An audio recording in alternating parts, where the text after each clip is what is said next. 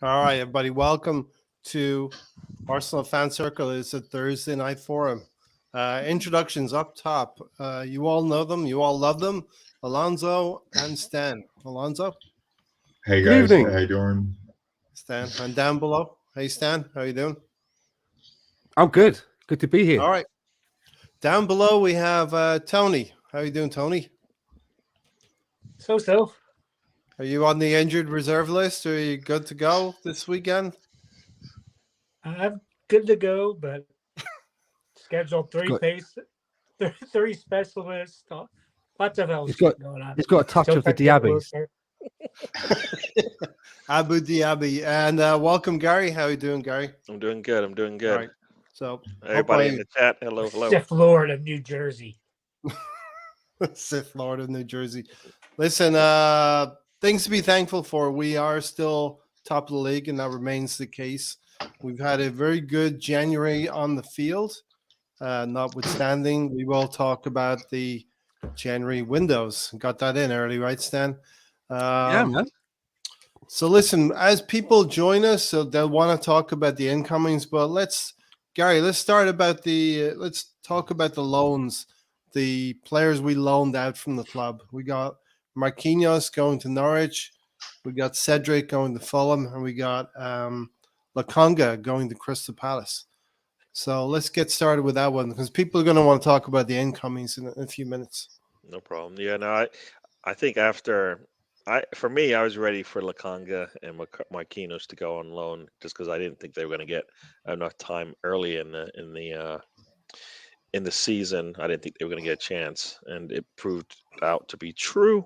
They get their loan, so hopefully, they'll come back a better player, especially Lokonga because I think Arteta likes him, so it'd be good to see them get some minutes. Hopefully, they should go in there, hopefully hungry to play some football and take minutes away from whoever's there. So hopefully it works out for them. Cedric is, I assume, auditioning for his next gig. And so that'll be good for him because he's not part of our future, at least the way we've been playing. So yeah, no, I think the loans were a good thing for the players, just because they're just not going to be part of our plans going forward. So yeah, I like that. Stan, Yes, sir. talk to me about Marquinhos, Cedric, and Lokonga. Well, I think, first of all, with Cedric, I think that was a move that nobody was really shocked to see. We kind of look okay at right back. And there was also talk in the transfer window that we were looking at another right back called Fresneda. So, thanks, Cedric, and good luck at Fulham. I hope it all works out for him. And that's a good to see that that's an actual deal as well. It's not a loan with any options. I think it's a done deal. He's off the books now. Lokonga, I think he's probably gone to one of the best places to get looked after. He's being looked after by one of our own who played in a similar position. So if he can't mature and understand his role under Patrick Vieira, then I'm not sure where he's going to be able to get that learning from. So good luck to him there as well. And Marquinhos, I mean, we've only seen flashes of him, and he's looked okay from what I've seen, but they obviously feel that he needs to be going out and getting more minutes as well. So yeah, I don't have any problems with any of these, and I hope they all come back in Saliba mode. It sounds like Balogun's definitely coming back in Saliba mode. Yeah, we'll have a word about Balogun as well. Lokonga, interestingly, will start. Maybe if he plays on Saturday, he's going to be playing up at Old Trafford. One of the games he struggled with when he was in the Arsenal team in September. Cedric, we wish him well. Was never really the best player for us, and probably as the quality rises in our squad, these kind of players have to move on. So we wish Cedric well. And I think Marquinhos follows a pattern of us finding really, really good clubs and good places for our players to go and get some games. Where's he going to? Is it Norwich? Norwich City, yeah. Who are high in the championship, right, Alonso? Yeah, so I think also it's kind of it'll help them out because they also lost Cantwell to Rangers. So Right. I think it'll be a productive loan deal for him. I think that Arsenal did good by moving on players that need loan and playing time, like Stan has said, especially the Conga. Very Rio is very good at that. He's our as captain. And thinking about it like this, Chelsea loaned Gallagher out to Crystal Palace, and he did pretty well there as well. So there's hope for him still. And as far as Cedric, he wasn't the best right back for us, but I remember when he scored his first game when he played for us during COVID, right? So, Yeah. Unfortunately, he couldn't break on. He couldn't find his place on the team, which to me is kind of why you sign this guy, But he need to move on. But thank you for your time, Cedric. Thank you for your time, Cedric. And he photobombed every goal celebration there was in his time at Arsenal. He was always there beside the goal scorer, no matter how far away he was. Tony the Shirt. How are you doing, Tony the Shirt? I'm doing all right. Talk to me about the loan outs. Good to get Cedric out. Him and Mari should have never got those 4 years extensions. Didn't like it. Kind of same with Rob Holding. Don't think he deserved the 4 years. But as Stan said with Zombie, that's perfect location for him to go. Got Vieira. Vieira will tell him what to do. Probably be more. I still think he'll be more of attacking. Vieira was more of an attacking player. Yeah. A lot of people try to make him more defensive than he was. But somebody like Diaby was actually a true defensive mid. Mm-hmm. He's just going to keep healthy. I know those two get compared a lot. I think Zombie will come good. He just needs game time. And he needs Arteta to trust him. Yeah. And like you said, Patrick Vieira will probably put him in a position that may benefit his skills, Tony. Yeah. Far as Mark. Tell me why you didn't pick this shirt today. Because I did not pick this shirt. The shirt picked you. No, the shirt did not pick me. The nursing assistant that washed my hair today, she picked the shirt. Saucy. What kind of service you got going on there? Full service, apparently. Just saying. Not full service. Buy one, get one free. Can't say full service.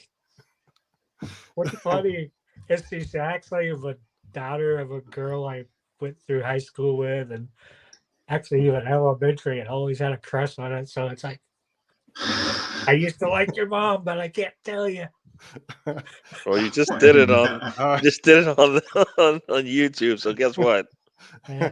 Time to bring it back to Arsenal, Tony. Well, before we bring it back to Arsenal and we're on Tony, why don't you make your announcement, Tony, about your new project quickly? Go for it. Yeah, you can see it on the little logo down there. And There. I'll go back to my comment. It's Full Nelson Wrestling, and be with me and Tom. Sarah Alonso's will be joining a lot. And also invited. But we're going to start a wrestling podcast. It'll probably likely be on Wednesdays. Then on Saturdays for the WWE pay-per-views, we'll be doing live watch-alongs on that.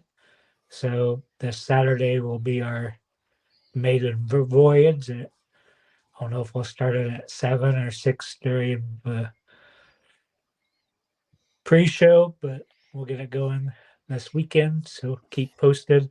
Hopefully by then, my Twitter page I created for the show gets put out of jail. What's it Yeah, called, I checked. Tony? I checked it. It wasn't active. What's the show called? Full Nelson. Full Nelson. Yeah. Full- I subscribed, so I Full Nelson. was subscriber number 3, or 4. So if you haven't already, I was number 2, so subscribe.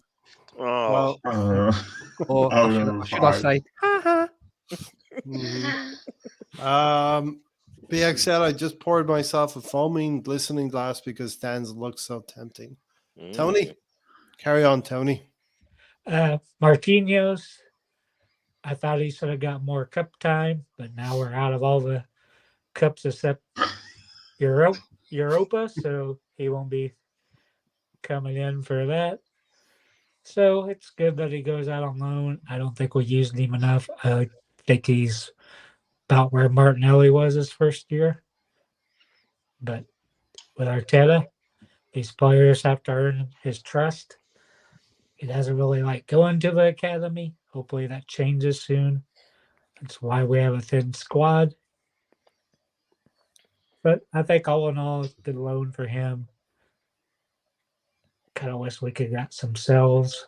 We never seem to sell players. Just like, here you go, take him off our hands or buy out the contracts. But all in all those players needed to go out. Cedric could have went at the first of the year because I think Arteta knew he wasn't going to use him.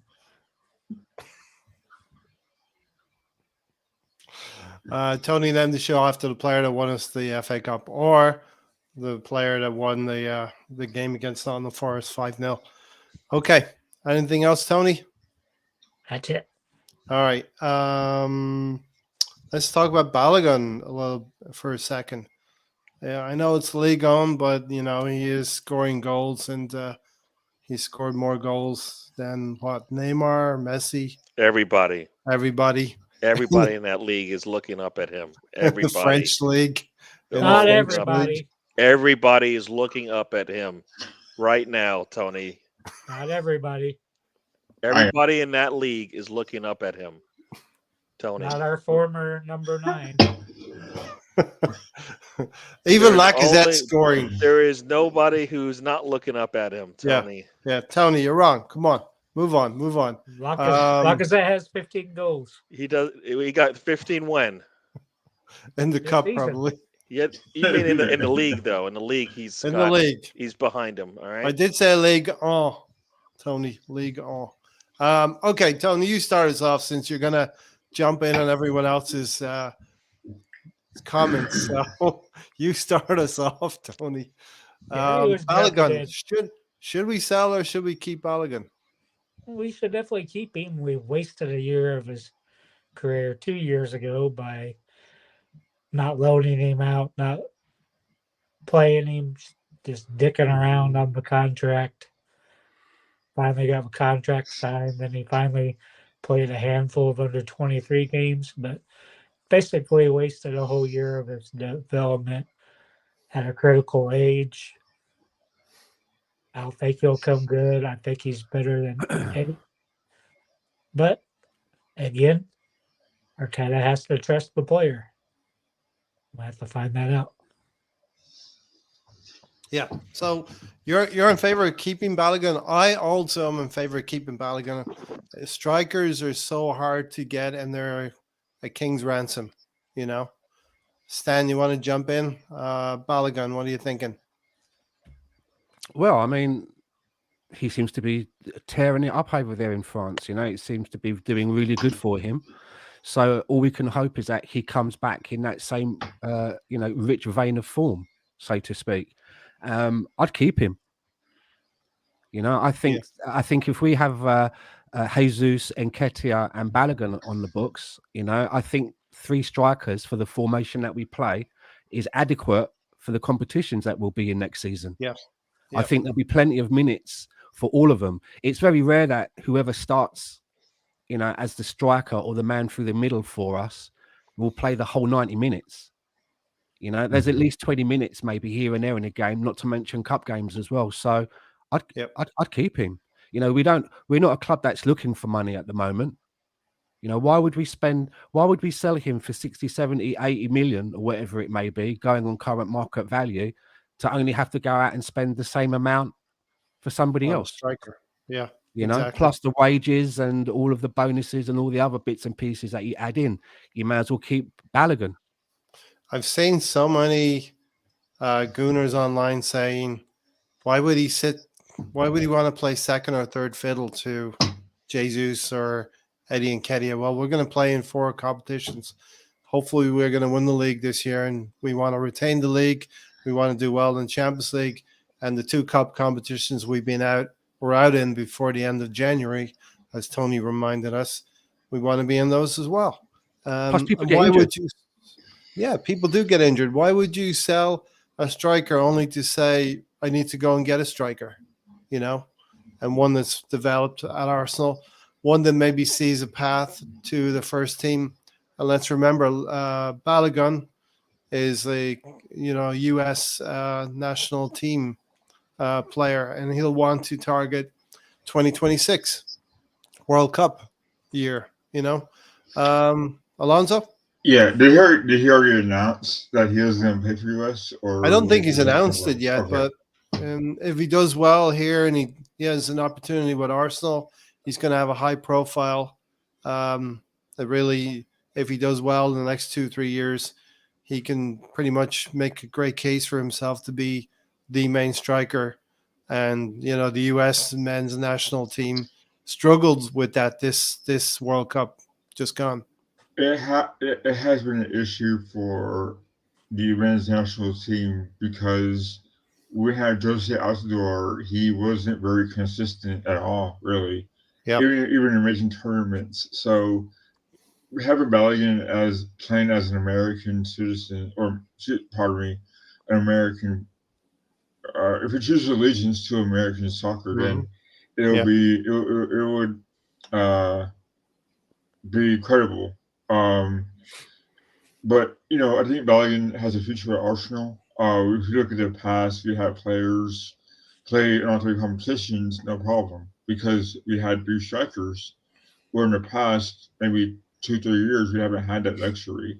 I think the last striker we had that was able to use in all competitions, or at least be able to do so, was Danny Welbeck. And he got hurt all the time, and he had a lot of promise and a lot of talent, but he was always hurt at points where we needed him, and that hurt us a lot. So, I think Balogun and Nketiah, both being from Arsenal Hoffman Academy, I think will prove dividends because they know what it takes to be an Arsenal player, and they worked hard to get to that point to become professionals. So yeah, I think he has made his case to come back and make an impact at Arsenal in the future. So yeah. Yeah, as Steven said, keep Balogun. You never know what will happen in the future. We will need all hands on deck next season when we are in the Champions League. We really want to have a good go at the Champions League. Tony said, ask Ray if we can hear the sheriff. What's that all about? Arsenal need to have a deep squad like City. Maybe I shouldn't just even ask what is that all about. Yeah, it's like skim past it. Don Juan is here. Tony's fan. Come on, you Gooners. Gary, what's your thoughts on Balogun? All 4 of us here want to keep him at Arsenal. I'm hearing a lot of noise about selling him. I don't care what they do. I don't think they can lose either way.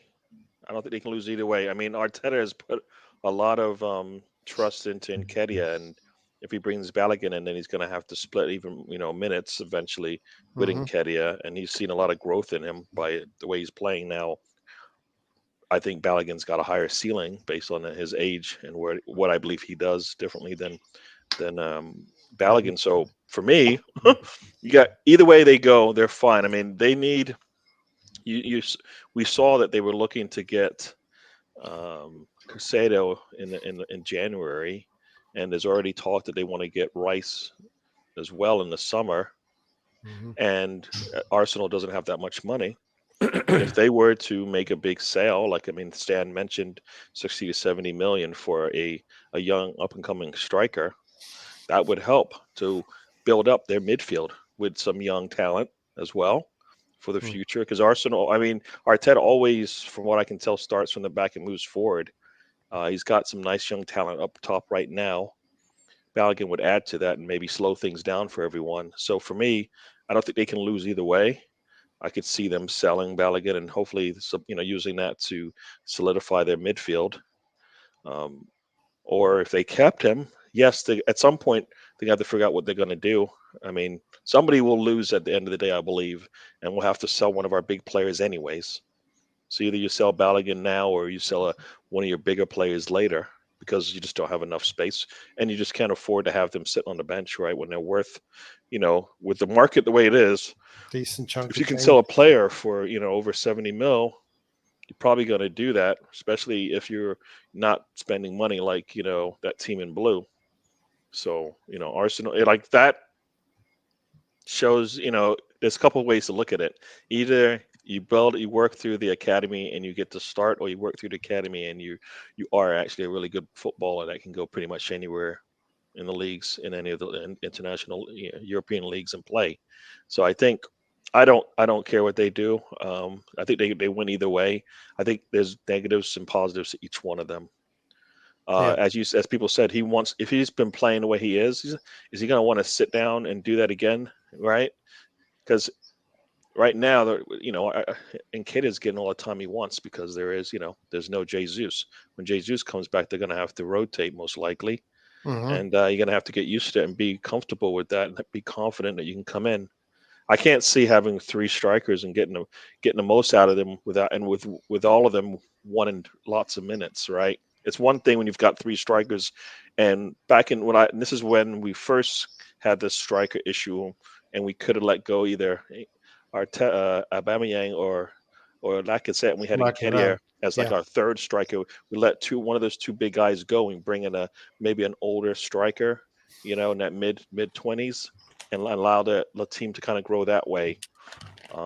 I do believe in age. I do believe in the age dynamic of the squad, and having two players in that same age for me, in the low 20s, and having three players low 20s, I think will be a little tough to manage their time. Yeah.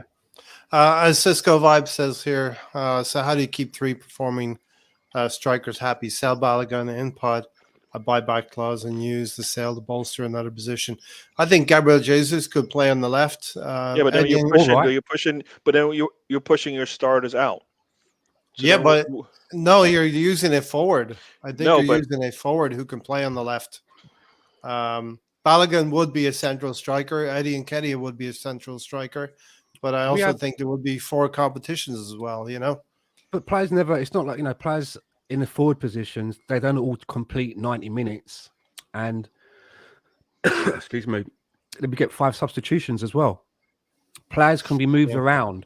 And, the way that Mikel Arteta likes his players, he likes them to be able to be flexible in various positions. You may see games where Jesus and Eddie are both starting the game.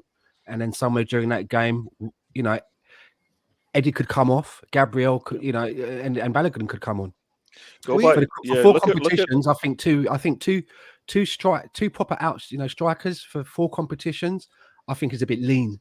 It only takes bookings or an injury, and then we're back in the same position that we were this season.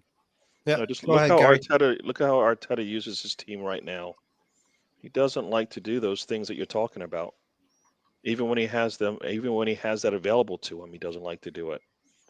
Right, so I don't see. Some positions like Teabag, he'll play him on the right. He might play him in Odegaard's position. He may even play him in Xhaka's position. ESR, you might see him in Odegaard's position or Martinelli. So there's a bit of flexibility, and I think the same with Eddie. He's not shy about putting Eddie on the left, and Jesus can play on the wings as well. So there's flexibility in that sense. I'm not saying the whole team. I also think, Gary, you're right. He hasn't wanted to or shown the inclination to do that, but we've all sat here and said our squad is pretty thin. The quality is not. I think what Gary means is, and I'm not putting words in Gary's mouth, but when we hear things like Tomiyasu can play in the middle, and such a defender has played in the middle. That's the sort of move that I don't think Arteta will do. He never done it. He's not into that defenders who can play in the CDM role. I don't think that we're going to see that happen. We've never seen it happen with Rob Holding. We never saw it happen with David Luiz. We've not seen it happen with Tomiyasu. We've not seen it happen with Ben White. And as I've always said, the reason defenders are defenders, they're just not that good in midfield. Otherwise, they'd be playing in midfield. So in general, I think there's 4 of us here. All 5 of us are not against Balogun being part of the club. Gary's feeling it's a win-win situation, whatever way the club want to go with Balogun, So that's another conversation for later. You have to have 3 strikers. You just Yeah. can't have to. I mean, you've been talking about wingers and strikers. I more or less think of them as forwards, and some forwards have to play centrally, such as Eddie. Our forwards, I think our best forwards, like Jesus is a typical forward for us in the sense that he can go outside easily. And that's, Mhm. we saw that when he was playing, right? You would Yes. see all of our wings rotate into the middle and out. And he liked that about them. The flexibility, it changes things for the defense. They don't know who to pick up because at any Yeah. moment it could be Jesus on the inside or Jesus on the outside. I mean, you look at some of the highlights of Jesus, he's coming off that left side, coming in to score. So, And he you know. actually brought the best out of Martinelli as well. Martinelli has probably gotten tired, but also missed Gabriel Jesus. So that's the conversation on Balogun and the conversation on our loans outwards. Now let's look inward, Tony. And I feel this January window, this is the time to talk about it. It was probably a January window of plan Bs, Tony. And it seems like we're always going for these big money signings that never materialize. We always needed 3 or 4 players. But instead, we spent 2/3 looking at one player and it fell through. That's good, Sam. Then you seen us go for the moderately priced alternatives. Still know nothing of our new center back. Hopefully he's better than Cedric the Entertainer. He's breaking all speed records.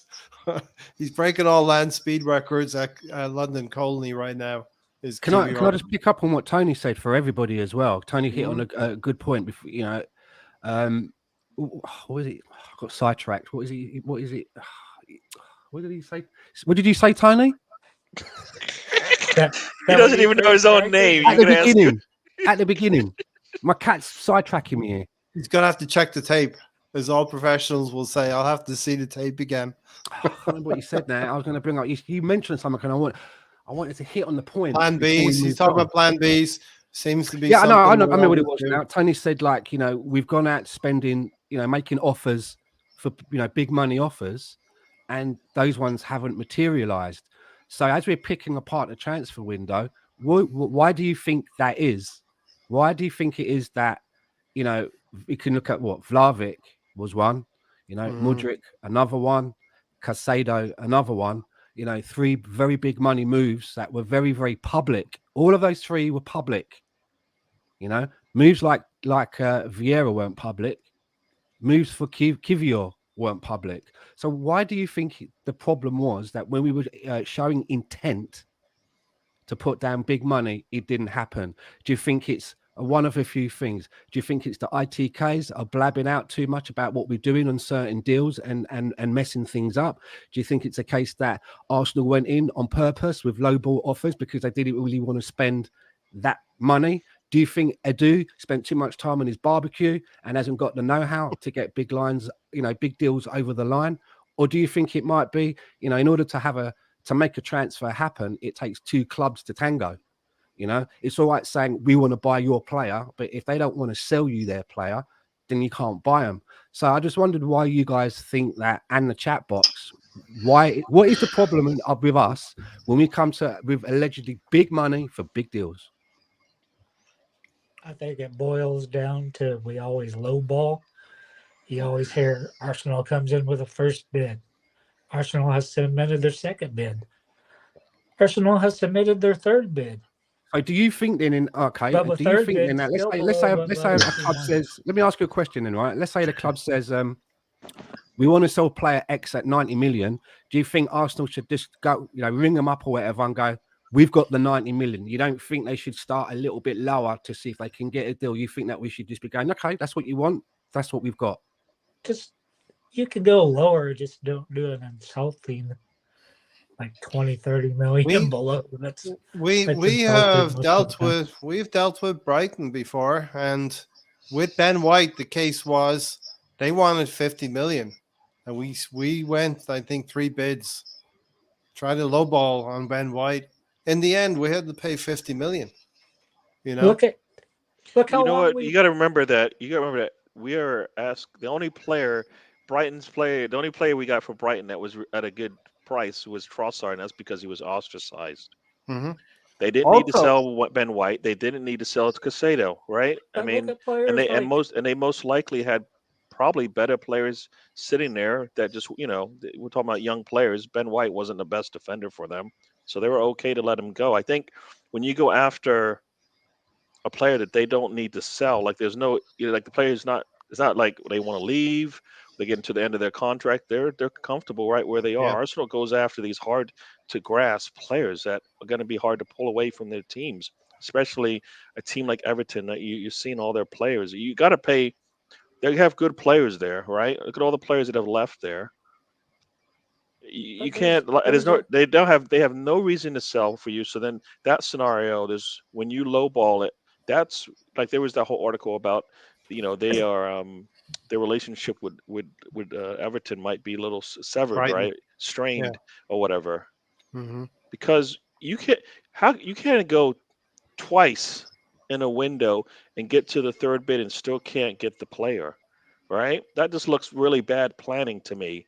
There's twice you've done that where you got to the third bid and they still weren't going to accept it. I mean, I think if you you're get doing to a something stage- you're doing something wrong when you've gone through a lot of planning for this and you still don't know the answer on the other side.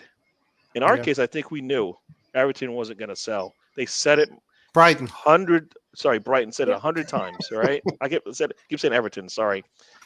They said it 100 times, right? They weren't going to sell. Yeah. Mudryk, Um, Shakhtar Donetsk said, "This is what we want Let for me, our player." I just say, I think if you get to a Stanford, stage, if you get to a stage in a negotiation where you're going back with a third bid, I think at that stage the third bid needs to be what they want. yeah.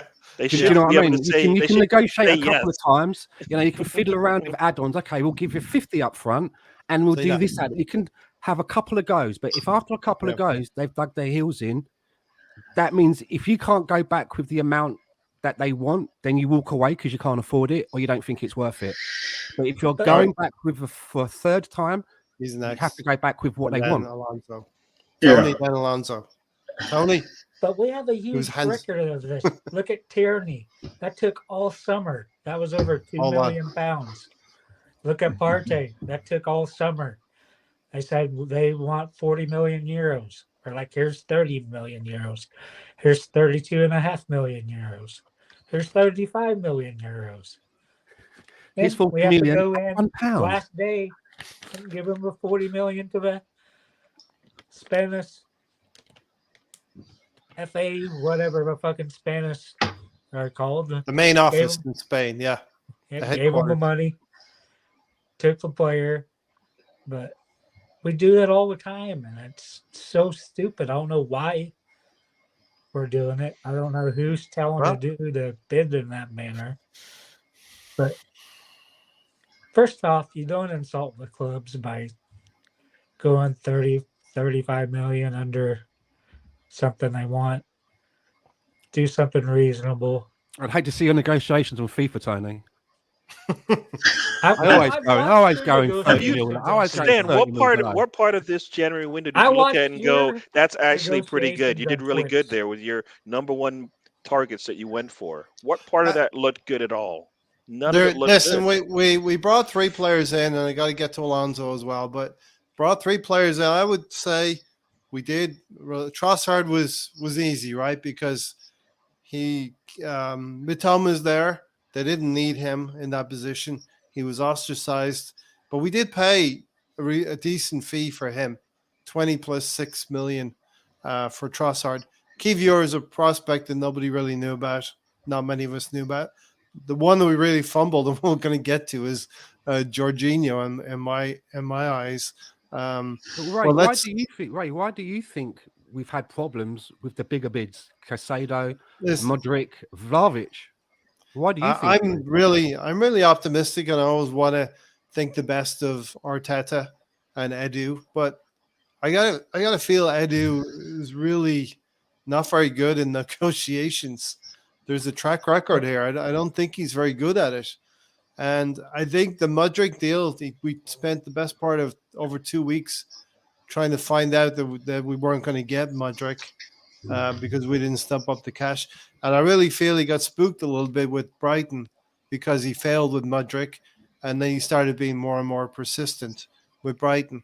I still feel like our relationship will be a business relationship with Brighton. So Caicedo could be something we can go after in the summertime. I don't really buy into the fact that we pissed him off so much. But you got to point fingers at this point in time. And I don't think Arteta is going to be very happy if it comes to summertime and we don't get a Declan Rice or we don't get a Caicedo. Edu is going to be under severe pressure in the summertime because we can rationalize about Jorginho and say, listen, it is a plan B. It is a cheap option, and it's got that Chelsea PTSD about it. And he can have a place in the squad, but we're going to have to go after 80 million, 75, 80 million pound players. And they're going to have to be Declan Rice and they're going to have to be Caicedo. If we're serious about going after a Champions League, Jorginho has got to be the last choice in our squad. You know, he's got to be the weakest player in midfield in our squad in a couple of years from now. Alonso, you've been sitting on your point for a long time. What have you got? Yeah, so I mean, we've all as fans asked ourselves why are we going for players that cost so much money, knowing that there's plan A, plan B, and C, right? But maybe who knows what happened? But maybe we dodged the bullet with Caicedo because it's no secret that he has had a falling out with Brighton, all because he wants to move all of a sudden, not knowing that Brighton are a really good team. And also with Mudryk, maybe they also didn't want to budge. Maybe they didn't want to pay that big money, knowing what happened with Pepe. So there's a lot of things on why it didn't go through. Maybe Edu's like not the greatest of negotiators. No. But maybe we save some money in that respect where we're trying to give more time, maybe a few others. But there are plan Bs out there, and we need to use them. We need to use them money wisely, knowing in this time. Is it just a freak situation that both of those players decided to go to social networks to basically show that they wanted to join Arsenal? Both of them went to it. Both of them failed to end up. You're wrong. Caicedo didn't say. Listen, Caicedo was very clever. No. But he went to social. But he went to social media. But when he sent out his message, he said, "I want to thank, the club has reached received a record bid for me, and I'm great." He never said thank you. He never said Arsenal or Chelsea. He hedged his bets. He never said a club because he was happy to take either one. There's a picture of the Emirates, wasn't there? On his Instagram. I didn't see that. No, but what I mean is they both went. They both went to social media, and what looked like the front run, at least in our eyes, right? It didn't end up happening, right? So for me, was that Arsenal saying, "No, we're going to close this deal, so don't worry about it," and the kids thinking, "Oh yeah, all right," and then pushing that message out there? Because I mean, even Caicedo seemed to be a lot calculated. Mudryk just seemed to be a little bit like a young kid, just going out there saying, "I'm out of here," not having a deal actually done, but saying, "I'm out of here," and doing things that he wouldn't do. He wouldn't do that. They wouldn't do that kind of stuff. It's bad for business. So for me, it could be twofold. Either we're picking the wrong players because if that's a style of player, that's not an Arteta player that would do that. That's one. Or did they actually give the kids a false sense of security that we're going to pull off this deal and bring you over here, and kids I think a bit full of themselves and going with it. I think a little part of it as well, Gary, is that Brighton wanted to put a stop to players getting out of hand in the dressing room. So Trossard was dropped for Mitoma. Mitoma's performances made it clear that Trossard wouldn't be playing, and he engineered his move. Maybe Caicedo was looking at it thinking, well, maybe I can engineer my move, and I want to go to Arsenal as well. And De Zerbi was not having it, Alonso. And right, in Brighton, like Don said, the one said he said Brighton No. so made it clear that they were not going to sell Caicedo. So I think Arsenal got a little bit too big headed and thought that, hey, this guy could pull a Trossard and he'd be for sale. But listen, he's an important player for them, and he's like, they even set him out. I think a game just to let him breathe a little bit, and because that relationship is already damaged anyway. Because he's, like Gary has said, that he's too big too full of himself to make those comments on social media. Yeah. And Arteta made it clear that he doesn't want any of those players on the team. So who knows what happens now? To be honest, we see a lot of examples of players being poorly advised. Hudson-Odoi left Arsenal, went to Chelsea, and now where he's like fifth or sixth in line. Do you know how it kind of comes across to me? Because I heard that, when you hear the stories about how transfers happened with the Jorginho one, you hear that Mikel Arteta was the one that got on the phone and was really driving it with the player.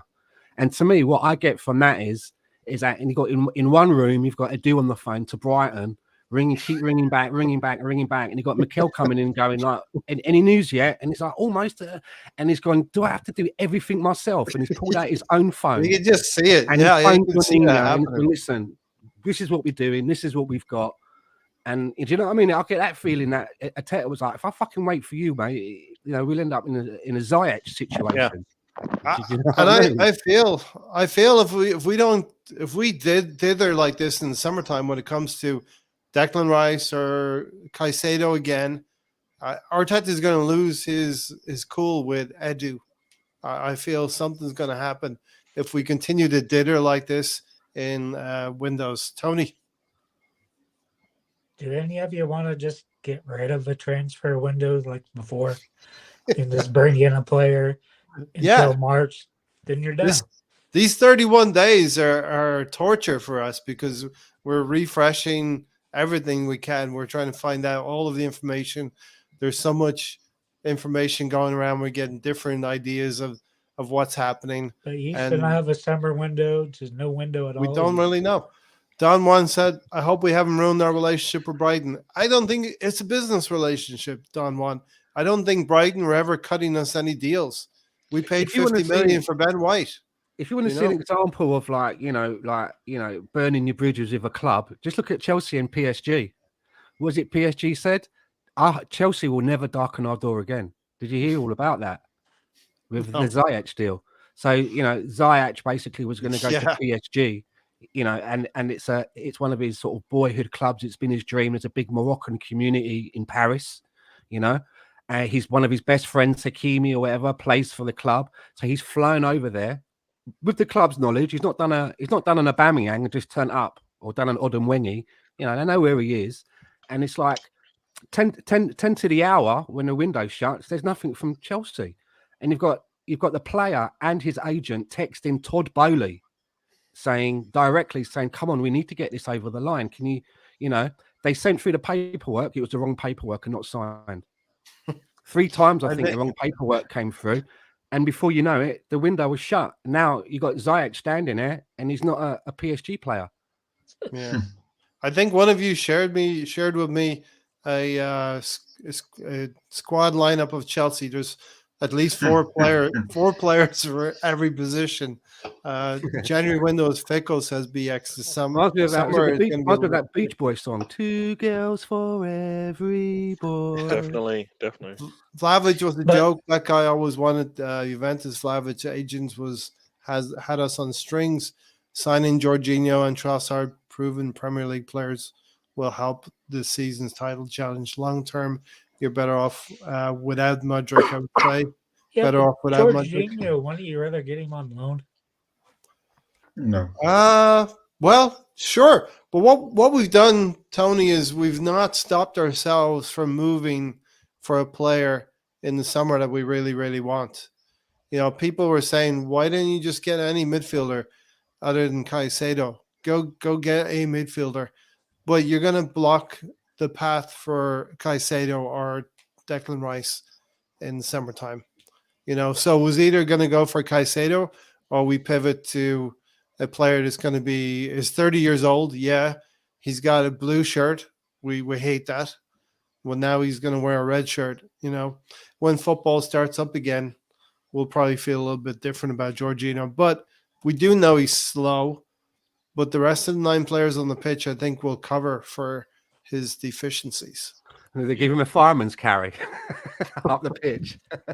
No, but you think about it, the things that he's good at is just once he has the ball at his feet, he's really good, right? Or the stats seem to prove that to some degree. So the tracking back, that's going to be an issue for him. Yes. The stuff that Partey does, but I don't think he's meant to. As many people said, I don't think he's meant to come in and be an exact replica of Partey, but he is a much better player on the ball. He will push the ball up the pitch, which a lot of our midfielders don't do as much as I think. Yeah. He'll do it better, I believe, And- than Elneny and Sambi, because that's one of the skill sets he still has. When Elneny got injured, Lokonga, we couldn't trust Lokonga in that position at Arsenal this season. When Elneny got injured, think of Jorginho as an Elneny replacement, who's going to help Partey minimize the amount of minutes that Partey will be playing. Cisco says Brighton want a bidding war in the summer. That's their whole setup, is to buy players low and they sell them pretty high, and we will have a discussion a little bit about the in the nose as well a little bit later in terms of January window. Caicedo isn't worth 80 million, BX Gunner said. I think he's young, and I think he could transform this team. I think in the long run, BX, he would be worth every bit of 80 million over 6, 7, 8 years. Is Caicedo better than Jorginho? Pretty soon he may be. Who knows? Caicedo, Jorginho's cheaper, right? Yeah, a lot cheaper. Can I just say, I mean, as we're going to go into the Jorginho thing, and for me, I don't need a lot of time at all. For me, I look at it like this, right? When we signed Danny Welbeck, when I found out we were signing Danny Welbeck from United, right, I was absolutely like frothing. I was well vexed, as that guy put in the comments. I was Danny well vexed. He goes, "You were Danny well vexed?" I was well vexed about it. I didn't want it. I was angry. I'm like, this is a team that's one of our rivals. They don't want this guy. Why are we taking him in if he's not good enough for them? However, over a short period of time, the player himself won me over. His personality, his attitude, his work ethic, his application. I got a soft spot. I actually got a soft spot for Danny Welbeck. If I hear his name pop up, I perk up and say, "Oh, what's that about? What's happening with Danny?" Yeah, Especially so what I'm saying is is that I'm not stubborn. But the reason I felt like that about Danny Welbeck, there's a thing in football. I'm a little bit old, right? And I still remember there's a thing called tribalism. Tribalism, yeah. And that's why I hate Tottenham. It's tribalism. We all feel it. Yeah. So that's how I felt about Danny Welbeck. But he won me over. So I just hope and pray that Jorginho is able to do the same thing, because the way I felt about Danny is the same I feel about Jorginho when I heard the news. Underwhelmed, angry. We don't want if it's no good for them, why are we getting him? But that doesn't mean that when he's lines up for Arsenal in his first match that I'm going to be booing him and I'm going to be wishing him bad deal. No, I'm going to be watching him intently, and I'm looking to be turned around. That's what I'm looking for. So I can say, fair play, mate. You've earned my respect. You've earned my respect, rather than just be blindly saying, "Well, if Mikel wants him, then I want him, and if he puts a shirt on, then no." I'm not like that. I ask questions. I don't follow blindly. It's just not my way. Yeah. Those that do, more power to you. Nothing wrong in it. But I ask questions. So, if he wins me over, I'll be the first to applaud him. That's my honest situation on him. I think it's okay to ask questions. I'm asking questions about Edu now, but I'm going to give him till the summertime. If he messes it up in the summer, I'm not going to be happy. You can't learn without asking questions. So you naturally have to ask questions. If you care about Thomas Partey, then you're happy Jorginho's here. That's all I'd say. We couldn't get Caicedo, or we couldn't get a Declan Rice in this window. You have to be happy that Jorginho's here, especially with Elneny being injured, because you care about Thomas Partey. And Thomas Partey, we want to extend the batteries in him till the end of the season. So who wants to jump in next? Alonso, Tony, Gary. Gary, go first. And what are we talking about here? Just Oh my God. Jorginho. Yeah, no, I mean Jorginho. I think if they would have just picked him up first, I probably would have been okay. I'll be okay with it now because it's over. The window's over. But at the time, I'm like, if you're looking at Caicedo, you're telling me there wasn't a 30 to 50 million player out there that you couldn't have picked up as well, maybe. If you're doing your research, we knew coming into this season, we knew going into last season as well that we needed somebody behind Partey. We've known that now for two, as soon as when Partey got injured, and we realized, whoa, that's now we need somebody behind him. All right, we knew this. They tried it with Zombie. Elneny for me was always the third player coming off the bench. You always need. For me, I wanted a stronger second. Zombie wasn't the one. So for me, the fact that they have Elneny injured, Zombie gone. What's the difference between that and what we did with our strikers last season, right? Both our strikers were gone. We all sat here. We all sat here and went. Did I say streakers? Ugh. You said streakers. I mumbled. Everybody's ears perked up. I mumbled. Is what you have my there. attention.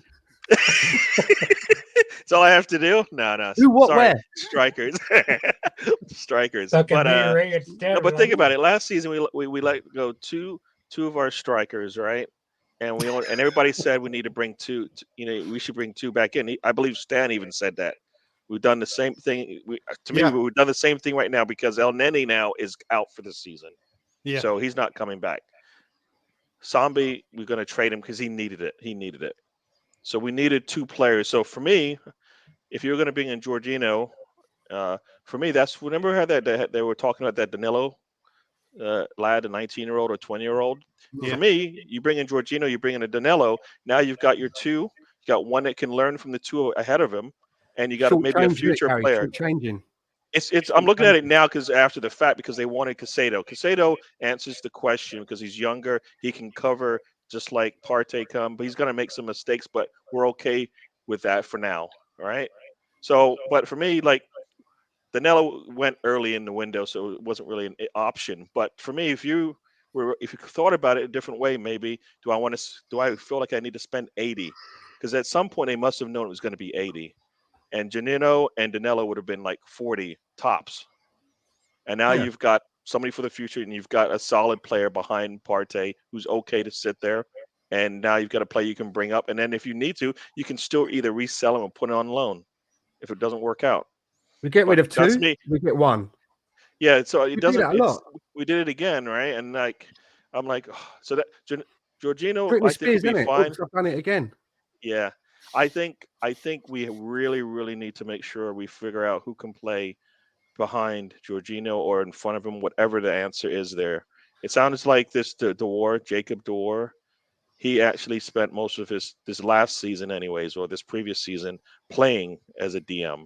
He can play as a center back as well, but I think he's actually played as a DM most recently. So, yeah.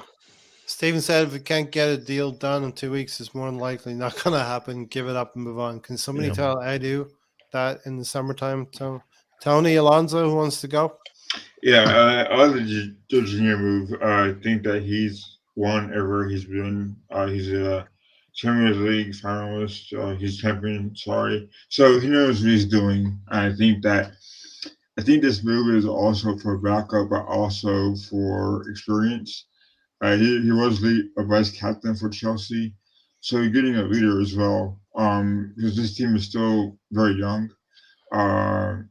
So bringing him on for experience was part of the deal as well, part of his makeup. He beat England in the Euro final not long ago, so he knows how to put in a shift. He's also a very good penalty taker as well. So, all these things accumulate into a very good player, in my opinion, very good backup rather, and he's going to use for cover. So, I think, especially for the price we got him at, was very reasonable. So I think, as like Stan said, I think when he does something good, I'm going to applaud him and root for him because he's now an Arsenal player. So with that being said, I think it was a safe move. It was a conservative move. It wasn't a loud deal at all. So with that being said, I think he'll have his part in an Arsenal shirt for sure. Yeah. As Don once said, 80 million will be nothing in 4 years' time. Prices are going through the roof. We hope this summertime is traditionally the prices are a little bit less. They cool down a little bit. But yeah, you could be right. Prices are going to the 80, 90 million bracket. Brighton are picking up players for 5 to 8 million and asking 10 times the price. Stan, Georgie point, I think he goes against what Arsenal have told us what the process is. Look, I'm not happy about this, but do you remember that? Do you remember that? I think I know what he's referring to. That Edu interview when he was talking about the profile of players they're going after, and he said, when you buy players 28 a plus, he said, they come to London. It's a nice place. It's relaxed. We don't want that kind of player. So I've seen a lot of people tweeting that interview and saying, so why have we gone and bought Jorginho then? And you got other people defending it, saying, he's just talking about Aubameyang, but maybe he was talking in general about what he thinks the attitude is. I don't know. I think we've fallen between two stones here. Last January, Tony, we didn't buy anybody. Last January, we actually depleted our squad. This January, we've taken out an insurance policy for the title. You want to win the league title, you fill out that subs bench so that when Mikel Arteta needs players, he's not bringing Kieran Tierney on at left wing, ahead of Zinchenko. He looks at the bench now. He's got Kiwior, he's got Trossard, Martinelli. He's got those fullbacks. He's got Jorginho in there.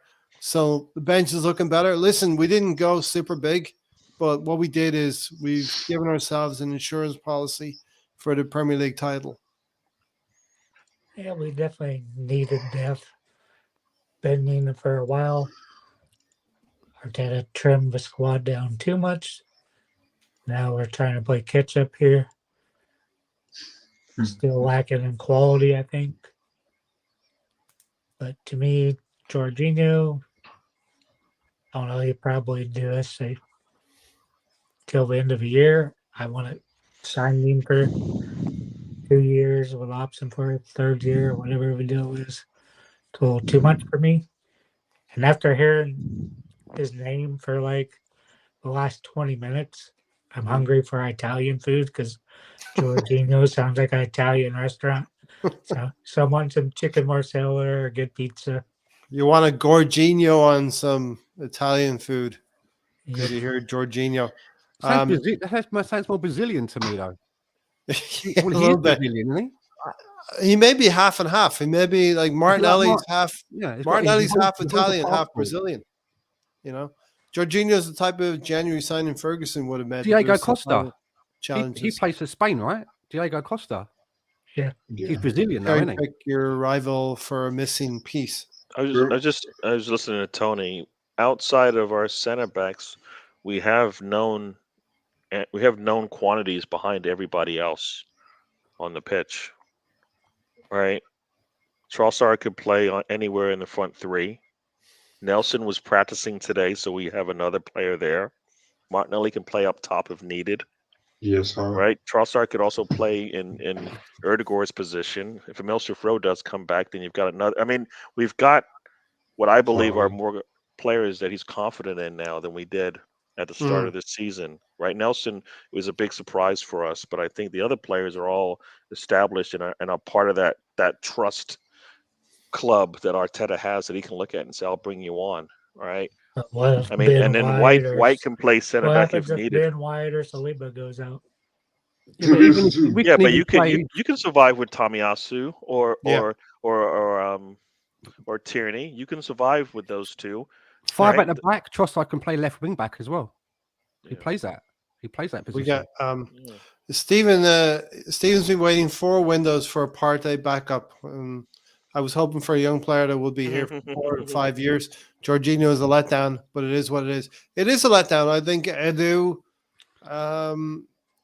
maybe the player messed this up. Maybe the player irritated Brighton as well. Edu maybe irritated Brighton. Stan, you're shaking your head. I would, in the square scheme of things, I know what I said about the tribalism part of it, but, you know, and I know that I don't know anything about Kiwior, but his profile does seem good, a replacement for Gabriel, left-footed. But I would say in the grand scheme of things, I would rather have spent the money that we've spent on those 3 players than spending the one fee on either just bringing in Mudryk and nobody else, or just bringing in Caicedo and nobody else. As grand as those signings are, I think that in order for us to push over the line, we needed a little bit more in some other positions, and we've done that now. We've brought in 3 extra people who can help out when needed, and I think that might just be enough. Yeah. And did Edu and Arteta fail up again? We keep talking about happy this. accident, based on right? what you just said, they failed up because they didn't go after the first big target, the second big target. I mean, accidents. It worked out, but it was like, but for me, I don't like. Why waste 3 weeks of the window on players that you really can't afford to pick up?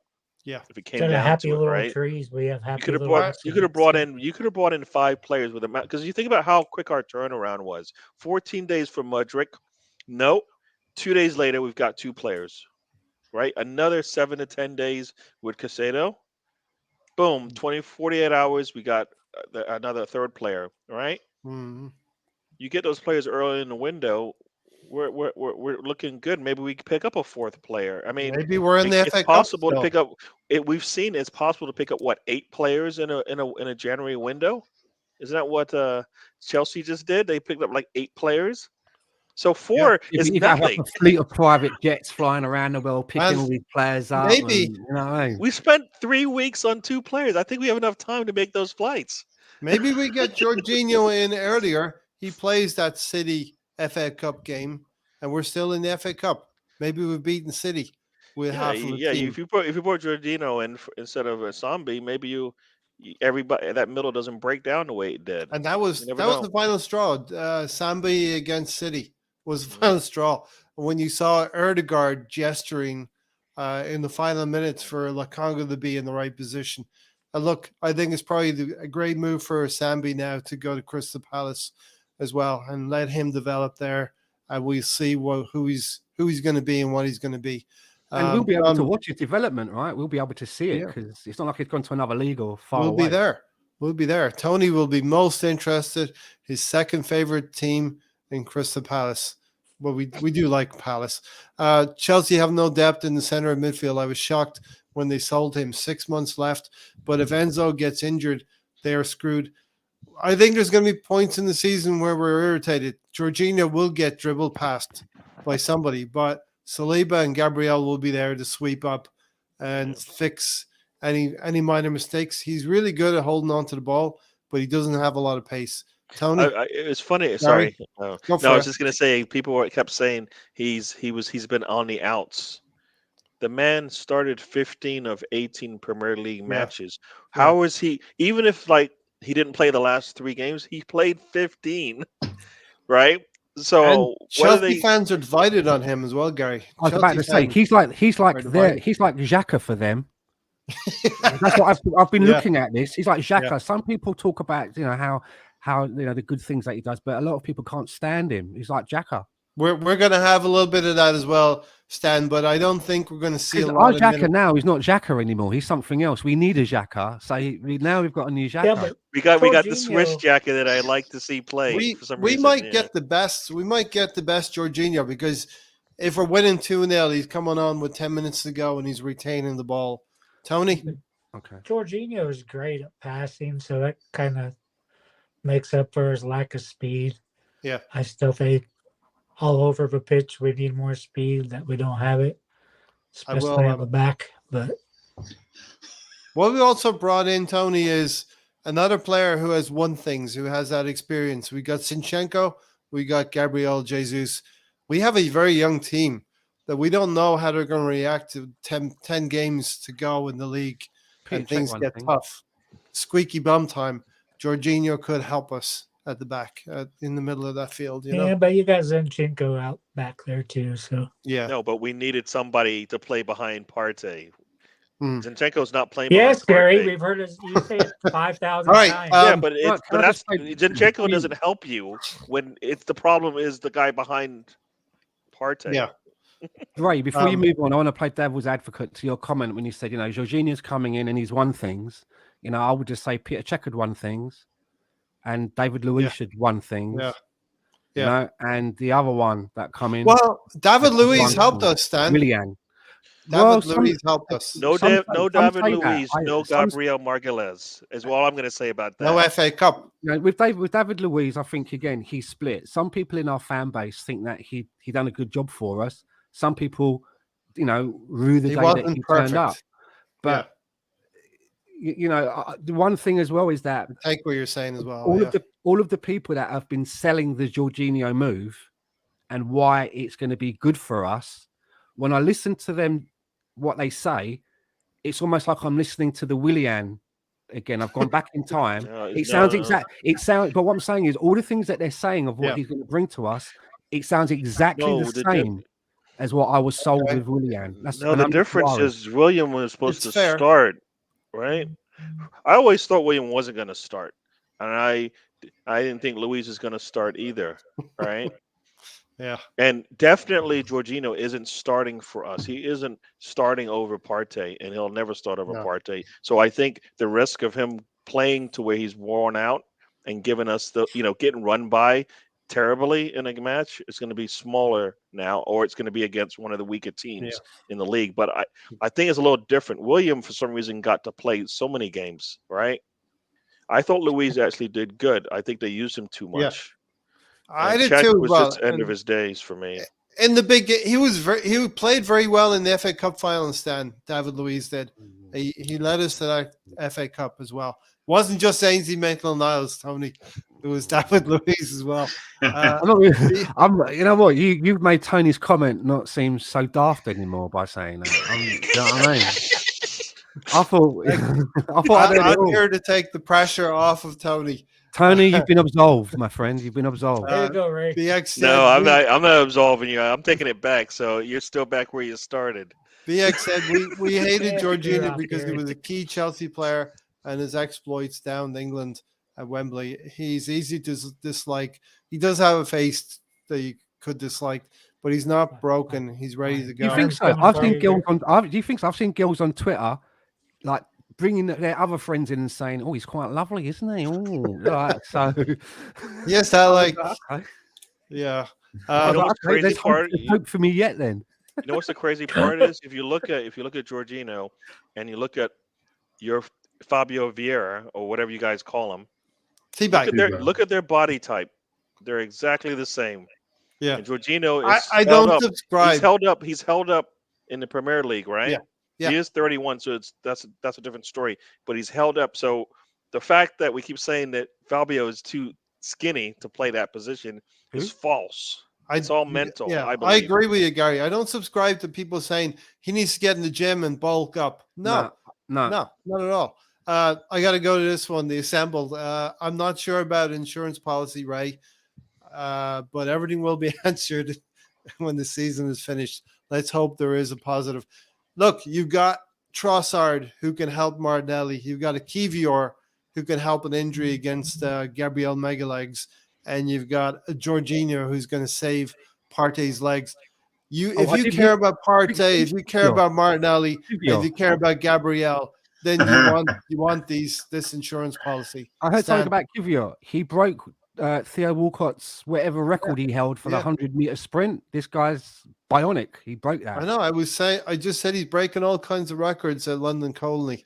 So he can, that whole commercial. The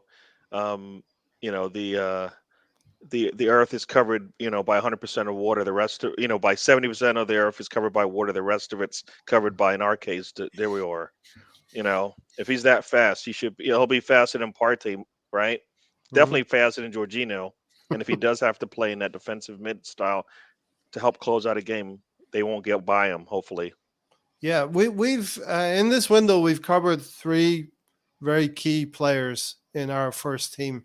BX said nothing short of 100 million would have gotten Brighton to sell. Hopefully we can get back in there in the summertime, BX. Stan, did you see the Balogun issue developing the way it has? What issue? Probably the loan Oh, I mean, doing well. okay, yeah. I mean, I was hopeful, obviously, but especially that Eddie's loan didn't go too well, did it? And we've had a lot of loans that have never sort of really worked out. But again, maybe this is something that we can attribute to Mikel Arteta. Of late, the loans, whether they're choosing better clubs, better environments, better fits, maybe, they all seem to be working out. Patino's doing very well, I understand. Tavares is doing okay as well. And Balogun is scoring more goals than Mbappe. So, I mean, happy days. Yeah. We could have had Trossard and Jorginho. Don't tell Todd Bailey, or there'll be a jet flying over to Reims. Yeah. We could have had Trossard and Jorginho in the first week of the window, but we wasted time, and maybe we could have had another signing. Yeah. Listen, I'm starting to feel I've always back to Edu and Arteta as a partnership.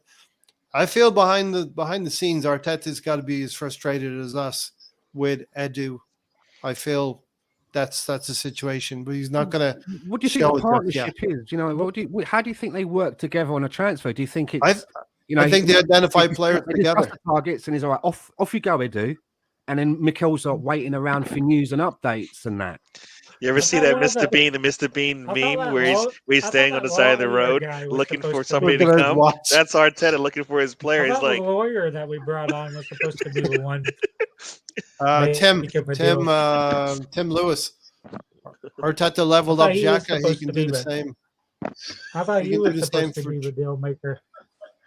Listen, I don't think the Amazon documentary has made me none the wiser as to how we do deals. We've never signed the UEFA Player of the Year before. All I remember is when Edu got the call that Aubameyang was waiting at the gates of Barcelona. He knew nothing about that. He knew nothing about it, right? But that's probably Edu. That's probably what it's like. Edu's closing skills. Yeah. We're trying to sell players over here, and they're already at the gate trying to get in. Man should have eyes everywhere. Do you know what I mean? It should be on it. Know everything before we know it. A player can't just. How can a player just leave your team, fly to Paris, knocking on the gates of Barcelona?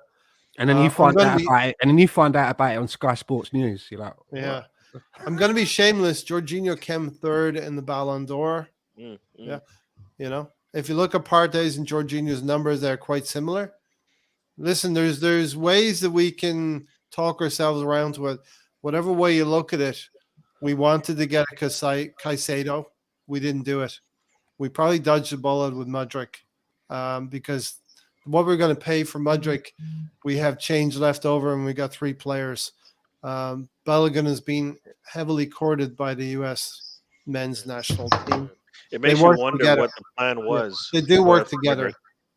It makes you wonder what the plan was to get Mudryk. Was there, like you said, was there a plan to get anybody else after that? But no, because they would have spent the money. Let's say they got Mudryk and spent all that money, and they'd be like, "Great, we got Mudryk."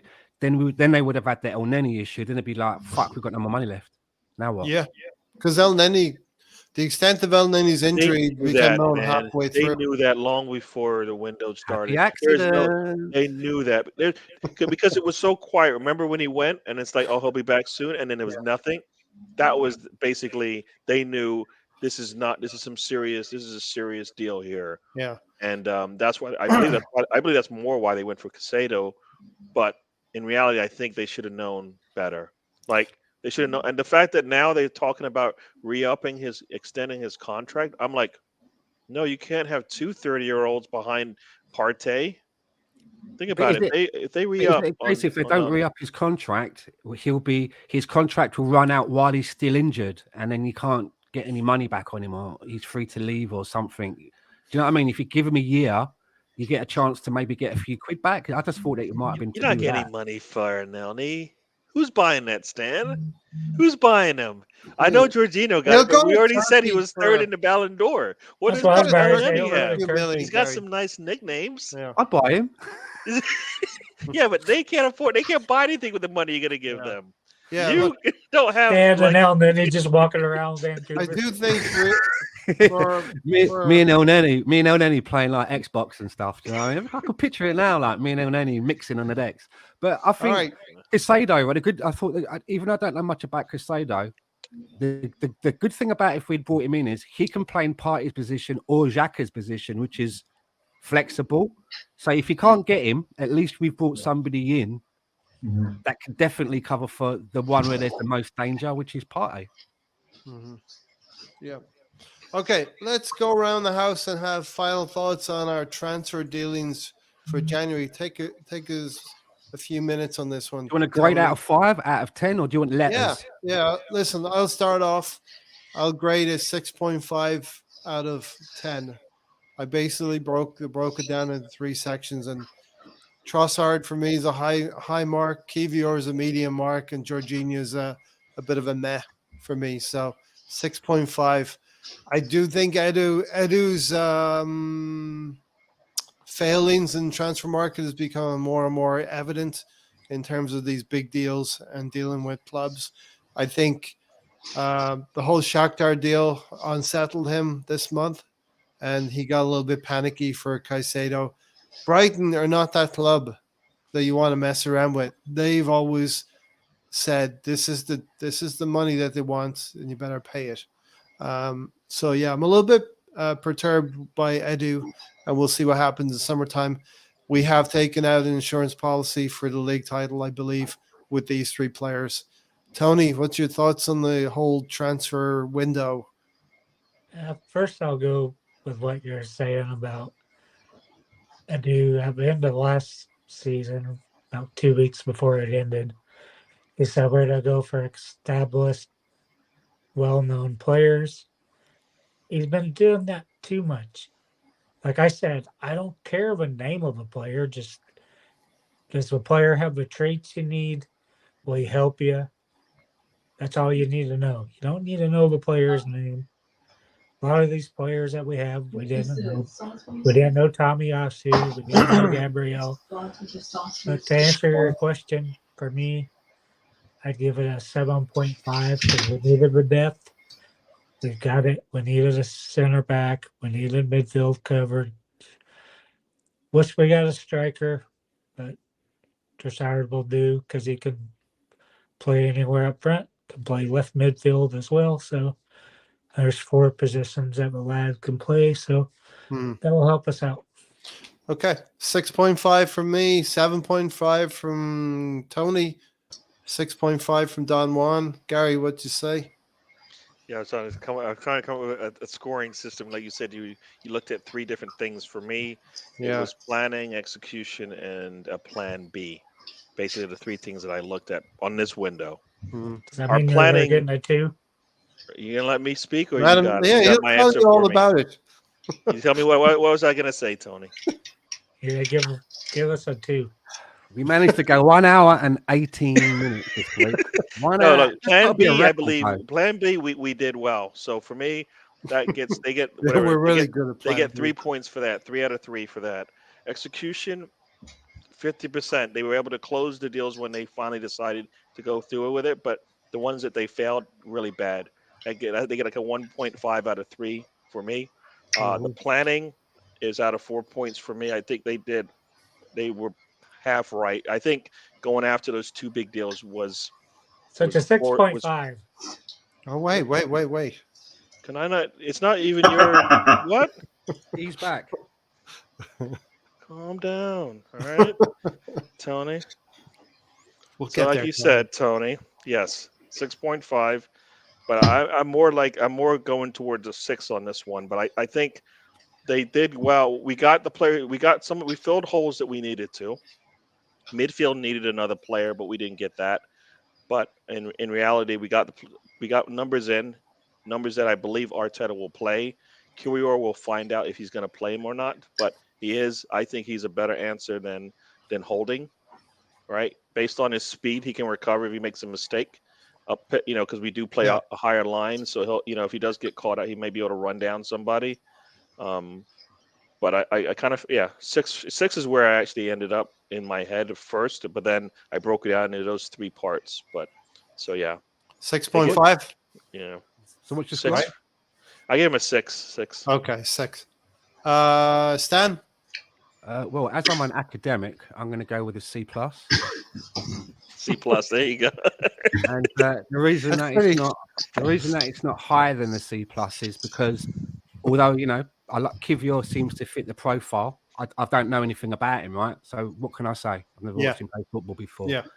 And obviously, Jorginho, as I mentioned before, he's got a Danny Welbeck me. He's got to win me over. I'm open to be won over, but because of the tribalism in me, I'm a little disappointed that it was him. I thought to myself, if it can't be Caicedo, couldn't it be somebody else from somewhere else, but from Chelsea? Chelsea, I've just got a hump with them at the moment. They gazumped us for 2 players, and there we are taking their trash out for them. Yeah, that's how I feel like that a little bit. However, I'm more than happy to be won over. So that's why I've given it a C+ and not higher. That's around the 7, right? You tell me. Yeah, it's around the 7. It's around 7. Alonso. I know it's not a B. It is not a B. Right. So I think that getting Trossard for a fairly good cheap amount of price was a pretty good deal. Yes. He comes as cover, I guess, and we're gonna need his talent level, especially in a rubber league. And now, Carlo, I think he's pretty fast from what I've heard and all that. So he has good recovery. I think that's a good deal. I think it goes on the radar. I think it's a move that our scouting department deserves a lot of praise for. Obviously, a signing for now and the future, but he's still very young. And Jorginho brings lots of experience, and he's a winner. Though he has his frailties, I'm sure, but I think his mentality of winning will show the club a lot. And he's a vice captain, like I said, so he has leadership value as well. So I give it a 7.1. Yeah, listen, we didn't blow anyone out of the water here, but it wasn't horrible. Edu stressed everyone, all of us Arsenal fans out throughout the whole window. We don't seem to operate like other clubs do, and that's a problem. It's becoming more and more of a problem for me, at least, and many, many other Arsenal fans. The Assemble said transfer window isn't pulling up on any trees. We'll just have to see what happens. I can't rate it at all. Steven said 6 for me. We failed at plan A horribly. We seem to do plan B really, really well. And some of our plan Bs have actually worked out better than our plan As. We could have had a Martinez from Man United. We got Zinchenko. Trossard and Jorginho saved it from a disaster. And I think Trossard is going to be really, really good for us and fits the way we play quite well. We saw Martinelli when he came on in the FA Cup tie. He was really good. I remember watching Bob Ross as a kid. Stan, are you there? Okay. Hi. So we're going to talk about how we fared on the field in a minute, but Stan, you wanted to talk about the in the nose on social media, right? Yeah. I'll be right back while you start that off, okay? So like this in this transfer period, right? This is one of the maddest ones that I can remember, with the way stories were generated and like the hype around it. Because I mean, you have to remember, right? Like, I'll tell you a story, right? I was on holiday in the 90s, right? Went on holiday to Ibiza with my missus in the 90s, in the summer, when all the transfers were going on. And was in the hotel, and on the way to the beach, our missus wanted to stop off at the gift shop to get some suntan oil. And while she was doing that, I just picked up the English papers, and on the back page, I saw that Arsenal had signed Dennis Bergkamp for 7.5 million. That's the first I even knew that we were linked with him. That's how it used to be. So with this transfer window, with these ITKs, I just noticed that with our big targets, the ones that get all of the hype by the ITKs, they're the ones that never cross the line. And I started to ask myself, well, what is their purpose? Do you know what I mean? What is their benefit? Because if let's say for example, you're David Ornstein, you're a journalist, right? That means that you're employed by somebody, a media platform. So what is the benefit of you going on YouTube or Twitter saying, I've just heard this, I've just heard that? Because surely if I was their employer, I'd be saying, hold on a minute, I want you to be putting this out on our platform. Why are you putting this all out there? I want it to be breaking news where we are. You know, you're a journalist for this platform. So I'm trying to understand what do they get out of it by going on Twitter constantly telling us every single thing about whatever they might be hearing? What are they personally getting out of it, and what is the purpose of it? And I'm asking this question because I was asking myself the question, and I couldn't come up with an answer. Like I couldn't come up with an answer. And then just one more thing. At the end of the transfer window, right? I was flicking through my Twitter feed, and there's another one called Ben Jacobs. And it was Ben Jacobs, and he put a tweet out, and he said, "Well, that was a really busy." I'm paraphrasing. It was a really busy transfer window. It's all wrapped up now.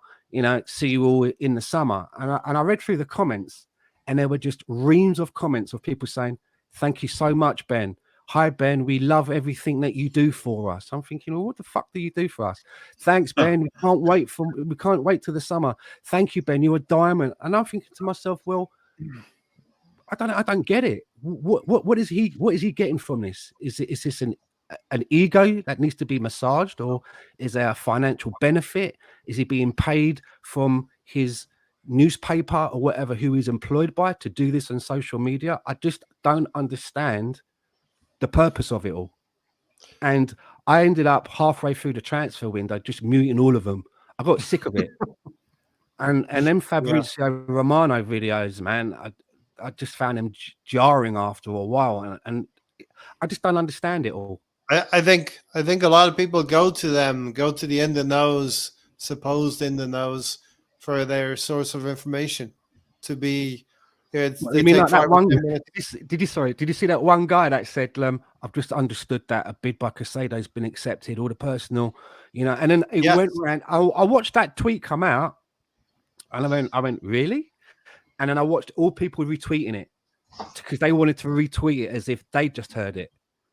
And the biggest phrase, man, I even put a tweet out. I said, man, the phrase, I understand, I believe that. I understand that he's fucking doing some heavy lifting on Twitter tonight, man. Do you know what I mean? Yeah. Or you're but I'm with Alonso. Fly, Eagles, fly. Woo. Stop with that. We don't want to hear that on I this don't even show. know what that means, but so don't say it again ever. Say it as much as you want to. No. Gary Alonso, Tony, anything about the in the nose? I think they're just supplying information. It's like they're feeding the frenzy. I remember the need of Arsenal fans worldwide. I remember Stan's tweet about Hornstein and Fabrizio saying that they're leeches. And I'm like, yeah, he's right, because that's all I do all day, every day, is spread rumors about who's going where, and it's like they do it for clicks, exactly. They do it for clicks, and so I mean, it's terrible, and being. I mean, he's right. I mean, they're like they want attention, and that's why they get so much followers, because that's their job, I guess. We will be going through all of this again in about 4 months time from now. No, I'm not doing it. I'm not doing it. I'm not doing it anymore. Because obviously, at first, you think, oh, there's a Fabrizio Romano thing. I better listen to it so I can see what's going on. Do you know what I mean? But you know what I mean? And for me, it's like personalities as well. I just don't like him. He's probably a nice bloke and that, but it's something, especially that bit, like in the beginning where he has like his opening thing, and there's that thing where he's got his phone and he's going. He really tried to endear himself with Arsenal fans halfway through this window after the Mudryk stuff went down, and he was being being accused. He was being He was being accused. accused Yeah. of financially. We understand. He was being accused. Allegedly. I'm not saying that, but he was accused of that. And he even said, like, if I'm accused, I will seek apologies legally and all of that. And I just laughed. You know what I mean? And then he was trying to reclaim the ground they lost with Arsenal fans through Trossard and through Kiwior, those acquisitions. Yeah, I was listening to a show today, and I think it was the Football Terrace, and basically, the crossover between YouTube and the media we knew back in the days, where they actually were part of, they actually were in the know, in the sense that they had somebody that communicated information At to the them, club. and they distributed it to us, and it was legitimate information at the time. It may change, but it was legitimate because it was coming from the source. We just didn't know who it was in the room, right? But the whole YouTube thing is, I'm going to jump on it first and be the right one. And then remember, like the first time, I think it was COVID time, somebody said this deal was going to happen, and next thing you know, their site got, like, everybody was signing up for it because they got it right the one time. Yeah. Right. Never again after that. And I think the whole I think there's that whole, I think it was Terry Flewis was saying it. They're trying to cross over because the legitimate media people are now trying to be like the YouTubers in the sense that we can say anything we want, right? We can say anything we want. We don't have to substantiate it or anything like that. We don't have to say we got a second source. I've got it recorded. I'm not going to give you the name. We can just say whatever we want, and I think they realize that that's what people want to hear sometimes.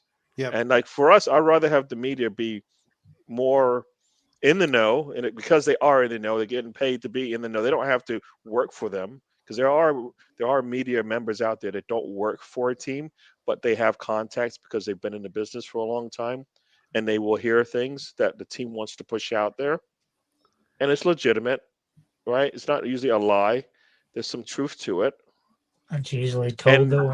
keep it like, how come they're not reporting on Fabio Vieira or Kiwior? How do they get some things and not things? And who's giving it to them? you can't sell Fabio Vieira, can you? You can sell Mudryk, right? It's news, right? It's news. No, it's but news. Yeah, if somebody had said top team right now, when Fabio came out, we weren't the top team in the league, right? Trying to fill up our roster for a run to go get. It's easy. Arsenal's easy right now. In the days before, it was where they were laughing at us. Now they're not laughing at us. There is a threat there that we can finish off these next 19 matches and get enough points to secure the top spot, right? So that whatever we do now is based on that. That's why I always thought we should have been able to use that to bring in whatever player we wanted, right?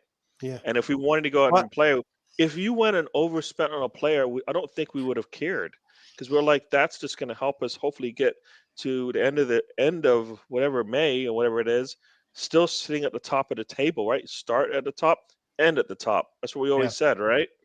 We're how much closer can you get? We might not do this again next season. We could win it next season, but we might not do exactly this. It's really hard to have have 3 blemishes on your list of accomplishments in the league, right? Yeah. That's crazy, right? Yeah. We've dropped points 3 times. 2 of them are draws. Right? We've dropped points 3 times, right? Yeah. Newcastle's got I think they have the same number of losses as we do, but they got a lot more draws. We're winning games, right? Yeah. So either we make sure you don't score on us, or we make sure we can score on everybody, right? Yeah. But Gary, you know what's funny? Like, we have more points, I believe, than the Invincible team, because that team drew a lot, I believe. Not drew a lot, but drew some. Yep. So it's pretty remarkable what we've done in those 50 games. Halfway there. To this point, yeah. That's why I thought they should have just this is one of those where you should have went out and spend whatever you need. I think they needed to get numbers more than they needed to go out and spend top dollar for these players, because Mudryk's not right now better than anybody we have on the wing. All right. No, no. Caicedo is not better than anybody we have playing at a 6. Not a starter, sorry. No, Right? he's not better than Partey. You're right. Right. So they're not we don't need starters. We could Yeah. use with future players. Caicedo would be that, but we didn't need We starters. We needed numbers to make Well- sure that the risk is lowered if we have to go there. if we'd have gotten Trossard, Kiwior, and Caicedo, we'd be all saying 9 out of 10. You know, We really got them happy in with the that one. first 2 weeks because they Yeah. were pretty much Yeah. available to. We could have got all three of them, all three of them in the first week. Anything else on in the nose? I think they're there because there's an insatiable appetite for the Arsenal fan base to know what's going on, and we're probably bigger. We're probably one of the biggest fan bases in the world. You know, one of the I biggest. just think they spoil it. I just think they spoil it a little bit, you know. And to answer Mr. Tom's question when he said, like, you know, it's a bit like Santa Claus, you know, what does Santa Claus do after Boxing Day? You know, what do these ITKs do at the end of the transfer window? I'll tell you what they do, Mr. Tom. They crawl back into the fucking hole they crawled out of until the next Damn. transfer window opens. That's what they do. Yeah, No, they already start on the summer. they do push some things now and Halfway again. through the window, we're Fucking getting Rice. So you're like, they do though, don't they? Eh? No, think about it. Um, Halfway through the window, we're getting Rice, right? Yeah, After the Mudryk deal failed, Yeah, let's tell Rice's everyone. name Let's came tell up. everyone. Let's tell the whole world that what our plan is. Do you know what I mean? We've just Yeah. shut one window, and we've No, it's everyone's not even talking about shut. it. It wasn't It's even shut. ridiculous. It's and the ridiculous. news is it'll take 75 to 80 million to get Declan Rice. It's That's what ridiculous. they're saying. Platforms like the Football Terrace used to be great. Then Terry pulled a Robbie and has become money hungry. I think it's. I Question. don't know. I mean, I like it. I mean, there's you Yeah. can find something wrong with pretty much a lot of all these shows. I think AF whatever AFTV. Robbie's channel AFTV. I think they've Beep. gone to That the gets bleeped out on the replay. no, You know, it's they've Gary's like, "You're gone at from channel one beep, structure, but TV." I think they've actually come back a little bit. So I think the Football Terrace is a lot of banter, and that's okay. You get like a cross section of all of the fan base, and you know we're laughing right now. We're top of the pile. You can't say very much about Arsenal right now. Can I just put a positive on that though? There is a channel that I do like, and so much so that even when I put it on, my missus will sit down and listen to it. I usually catch it here in Vancouver about midnight, 11:30. But the channel's called Bavs 14, BHAVS 14. Babs, yeah. Yeah, Yeah. and he doesn't claim to be an ITK. He just reports on what's Yeah, what's going around. It's like a news segment because it's edited really well. Yeah, And it's very, it keeps your attention. he's very good. Do you watch him, Ray? I really enjoy I've watching him. I've watched. Yeah, it's very good editing. It's very fast. It's very quick, and he moves through the topics. BHAVS. Yeah, Babs. BHAVS 14. He's I good. watch him every night if he does a video. And even he through the moves. transfer, you know, he's reporting other people. He's not claiming to be an ITK, but his presentation's very good. His editing's good. What he does is he gathers all of this information from everywhere and brings it into this one place. Very quickly gives you a synopsis of what's going on. People, you know, believe it or not, people don't have time to be on podcasts for 3 hours talking about Arsenal. Sounds like what Alex does on his show. Exactly. Question: does any of our signings improve the first 11, not just the squad numbers? Trossard is Trossard. an easy answer to that one. Trossard is. Martinelli's got some competition there. Trossard can start for us, right? That's why Jorginho could start for us. I mean, he can start. There's no drop off there. We'll play a little differently with him, but we know his what he does well. He does well. You know, I always ask that question about Zombie. What does he do well? Right? Tell me what he does well, because we know the things that he does bad. But what does he do well? He wears a kit. Not the kit looks good on him. So, so that's and if you have something you do well at, then I expect to see it. Right? So, all right, lovely smile. Tony. All right, so let's get into our football in the month of January. Alonso, Yeah. What do you think? How did we do this month on the field? We haven't played a game, right? Yeah, Newcastle. All of the results we got in January, we 0-0 draw with Newcastle, beating that team in the North London derby, beating Man United. It's not been a bad month on the field. Not bad. I mean, considering that maybe two of our rivals and I guess new rival, we held our own and didn't lose. We dropped points, but we didn't lose. We took care of business against the scum. And Man United is always a tough game. So to come out and beat the Spurs at their place was pretty awesome. And then to get a game back from Man United was pretty cool too. Newcastle, they're a good team, and I think that I've gotten to know and hate them because they're our rivals now. It's gotten to that point where it is what it is, right? So it's us, excuse me, it's them and City that are now our rivals because what they bring, they're chasing us. So Spurs will always be that hot club down the street, and United have always lived off the glory days. So right now, it was good month for Arsenal. Yeah, look, Gary, in the league, 7 points from 9. We'll look back at that Newcastle game. Okay, 2 points. 2 points got away from us. I think we deserved maybe a penalty, definitely a penalty or two in that game. But to beat Tottenham, to beat Man United, those are games that we lost against those opponents in the previous tries with them. So not a bad month on the field. No, I mean coming into January, I think a lot of people said it was going to be a tough schedule for us with those 3 matches back to back to back, essentially, right? Or not really back to back to back, but our 3 games in a row in the Premier League. So, like you said, 7 points came out. I mean, we probably should have won, and it wasn't even a penalty for me. It's more that first 15, 20 minutes we needed to score there, and we let them we let in the games that we struggle in that first 20, 30 minutes to score. We let teams back into it, and at that point, they basically were able to do what they wanted, right? So I think January we did well. I mean, I think the cup matches. I think Arteta just doesn't have enough trust, or enough either trust, or he doesn't even have the players to put up a squad that can compete in the cup matches, right? So players. One of the two is not working there, and that's why we've been knocked out of the cups in the last couple of. What did I say? Did I say something silly? No, Tony and I are arguing about trust or players. Hey, man, come on, Tony. You ain't thinking you off for. He's giving me the bird, not you. Well, not the you. direction was there. I know. He's very directionally. Oh, mine, it's going towards Ray. Oh, see, there you go. Wow. It's reversed. Okay. No, it does. It does reverse it. It does reverse it on the. All right, Tony, be nice. Make sure you go the other way. No, I think we did good in January. When we got knocked out of 2 cups in. Yeah. Is it in January? Yeah, we got knocked out of. We got knocked out of by. Sorry. Yeah. Yeah. But look,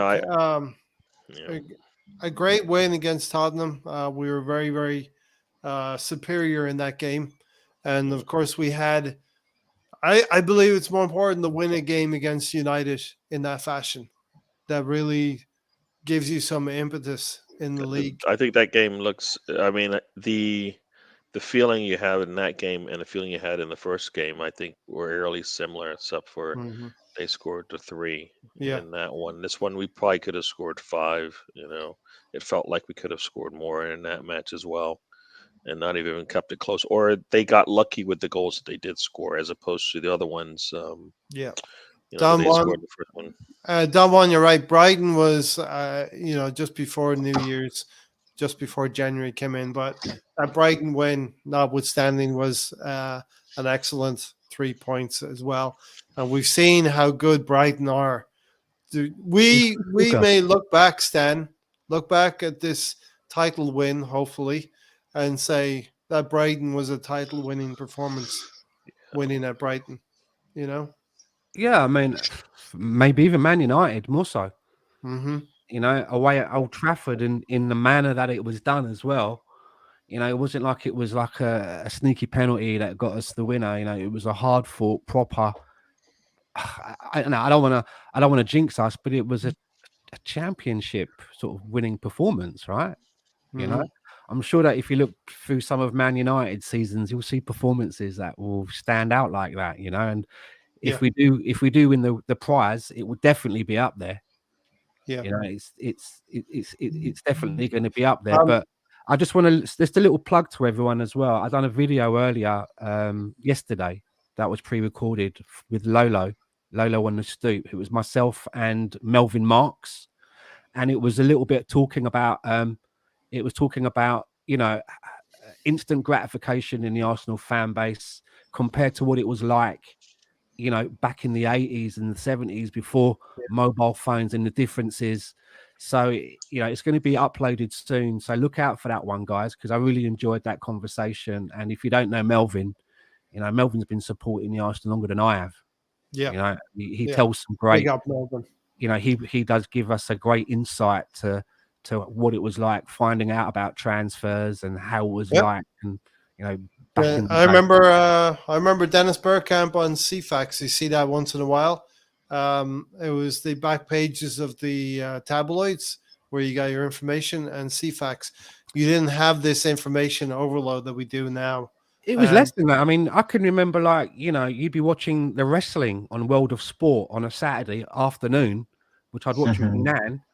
And every now and again, you know, the guy who would be doing the commentating might just look down and go, "Oh, Arsenal have gone 1-0 up," and that was it. Back to the wrestling.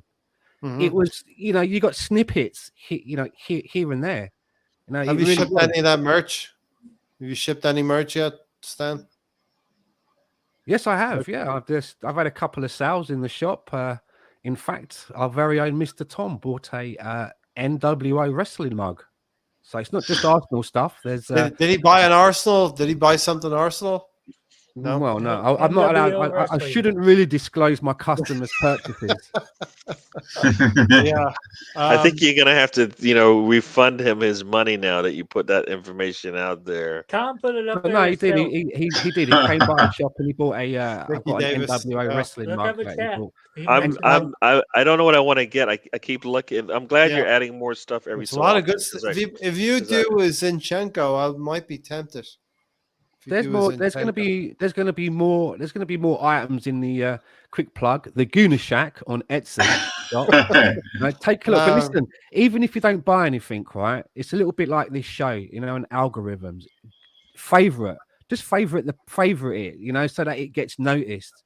Yeah. I'm not telling everybody to go and buy something, but you better fucking buy something. Like, but you need to do Zinchenko's mural. But the assembled spot on, man. Dickie Davis with that white streak. Yeah, exactly. Because it was lowbrow, you know. You didn't find out stuff, you know. You probably remember going into the 80s. You know, you had, you know, we had 3 television stations, right? ITV, BBC 1, and BBC 2. And television finished at 12 o'clock at night. There were no more shows. So if you come in from a pub or a club, we would have to like get our remote control and put in. It was like a teletext service. No pictures, just text in different colors. You could look at the weather, the local traffic, but you could find football scores if you knew the right number. That's the communication that we had. What's Tony's credit card number, Stephen? That needs new.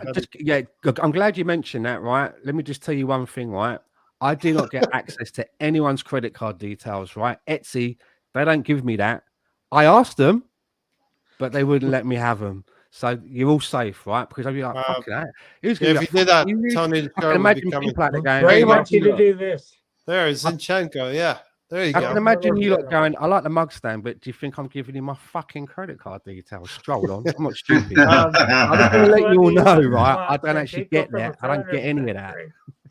I wanted to, but they wouldn't let me. So Tony, tell me about January, Tony, and what were we saying? Was it does Arteta not trust the players, or is it the players? I believe you need to trust your squad, and he's never trusted. The squad didn't play well enough to win at City. They played well, but not well enough to win.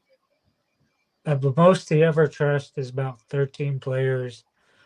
He definitely doesn't trust the academy players because you don't see those coming in and playing. They could help with the depth, but he doesn't go there. I mean, that's where Saka came from. Question is, how many academy players? It's not your turn, Gary. No, but you're asking. You put Oh, you post shit. something. But what is a good number of academy players on a Premier League, top of the table, top 6 team? What would be an example? What would be the count of players from the academy playing, being the contributors in a squad that's in the top At most six? two. Look at City and Liverpool. Two. They've had tons of them. Yeah, that's too No. many. Liverpool have had to rely on them. Too many. For me, it would be 2, Gary. I wouldn't want too many academy players in a top 6 team, because then you become a little bit dependent and a little bit easy to beat against young players. You know what I mean? Sorry, Tony, but I just wanted. That's why I was just asking that question because you brought it up. But I was like, don't we have a good number of players, right? With Emil Smith-Rowe, Nelson, Saka. Well, these are Nketiah, players. None of those were out of academy. God, Jesus Christ. Tony. Yeah, but Saka was Tony, out of the they've grown academy. It up. was my section. He interrupted. Yeah, but who's not?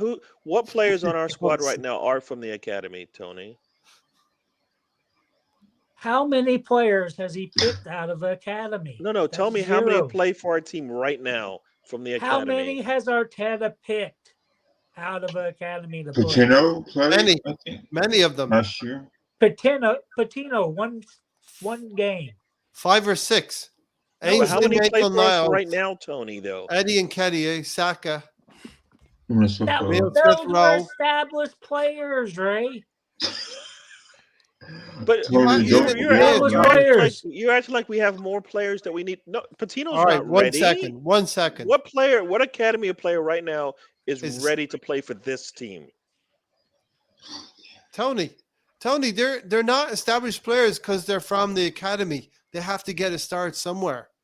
You can't just take. They were established players. established. There's no established players from the academy. Not one of the academy players starts for our team, contributes They for our were team all right now. established when Arteta came in. No, established No, they and weren't. actually part of contributing to this squad. They're not. They're not ready Saka for that. was. Smith-Rowe You just was. said I can't count him because I just asked. Niles was. What is it, Tony? None of the academy players that are not playing with the first team right now are ready for the first team. Even Balligan's not ready. Was Marquinhos, and he did okay in Europa. Obviously not, because he's out on loan and he didn't get any minutes. He did okay in Europa. Tony, Then it Tony, goes back Tony. to him That not- doesn't count as we've Not seen, right? trusting the players. He doesn't trust the players. He does trust the players, Tony. No, he doesn't. Who does he not trust? He doesn't trust the young ones. Which ones? Name players. The players that are in the academy that never get to play in the Premier League. I see Ram's got better, Tony. That's good. They're not ready. Tony, we have a squad right now of 25 players. Those academy players we're not going to see for a few years. Some of them go out on loans. Some of them need loans. Patino might need another loan. But look at Ten Hag or look at Emery. Where is he? What position is he in? You're talking You about want to be teams 5th? 10th and below in the league. Do you want to be in Tony, 4th place, we're Tony, or do you want to be number one. We're 1st? top of the table. Top of the table. You know, way up there. I'm saying they use young players. But Emery who cares? used I'm young top of the league. players. Tony, We're I looking think down. plays. I We're think looking Tony's down about. with I them, think Tony. Tony's about to bring out Ray's inner Father Jack if this continues. Tony, do you want to be 4th place, 11 points behind Arsenal? You've that got where to you wanna use be? young players too. We have young players. They're starting for us right now. Did we have enough depth? Look at we have have the youngest young team in enough the league, depth and you're telling entering us the we need season? to be younger. Did we have enough depth? Tony, entering- our starting 11 is 2 years longer than most squads. Yes. We have the 2 youngest years. squad in the But league. he Tony. didn't pick any of them out of a It freaking doesn't academy. matter. Does It it matter? doesn't No. Yes, No. it matters because he doesn't fucking trust Why him. would he bring in players that cannot help him? Because He had Tony needs to get Balogun. the He could numbers have down. played Balogun. But Let me guess say what? one He thing. didn't play Balogun. Let me say one thing, He Tony. wasted a whole fucking Tony, year of He did the Balogun's same thing career. with Saliba, and you Tony. like Saliba now, right? So Listen, you can't Tony. bring Balogun in there and then not look at Saliba and go, guess what? He needed more seasoning. He needed more time away from Arsenal to get the minutes in to build up to where he can play for us. You don't make Balogun sense, is doing Tony. those minutes. He does Tony. not trust the young players. Listen, why they're are not- we the he youngest squad shouldn't. in the league then? Why are we the youngest squad in the league? Why do we have the He youngest average inherited age? those players. Your numbers don't add up, Don't make Tony. sense. We're the youngest team in the league, He but we don't play young inherited the players. players. Tony, Who has he picked out of the academy? The only one that's fucking played was Patino. Tony, are you liking being Does first? Patino for 15 fucking minutes? he's not count? ready, Tony. Tony, will you Not be ready. quiet for a second, Tony? Listen, Tony. Listen to me, okay? Tony, I'm going to ask you a series of questions. Do you like being first in the league? Face off. Can somebody What do a does face that off? have to Face do off? with him Can trusting somebody young do players? face off for me? I want to see what that looks like.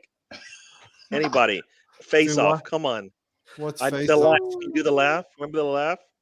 Can anybody do it? I don't You know what can, you're Gary. talking about. Fucking gold.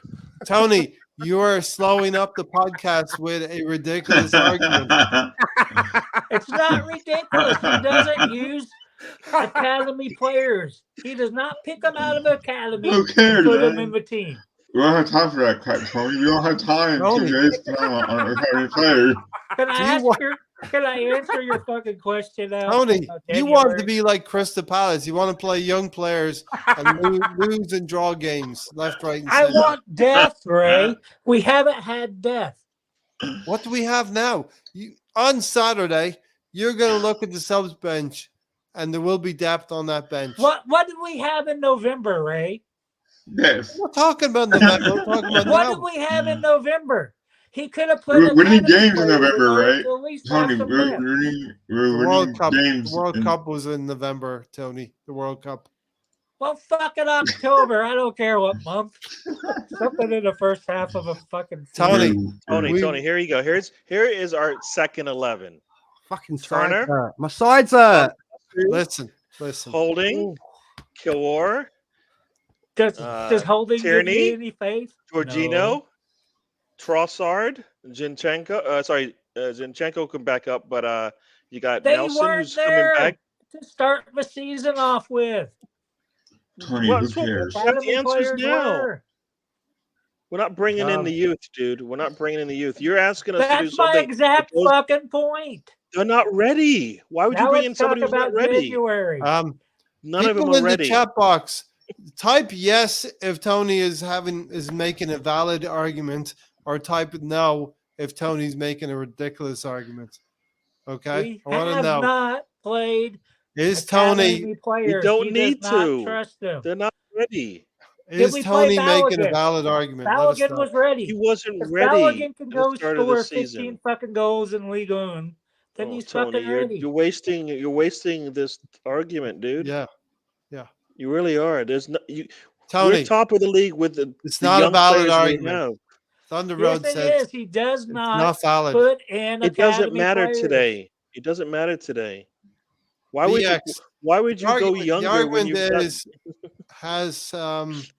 does Arteta? What's the argument? What are you saying, Tony? He does not trust very many players. That's why you've seen 13 players play.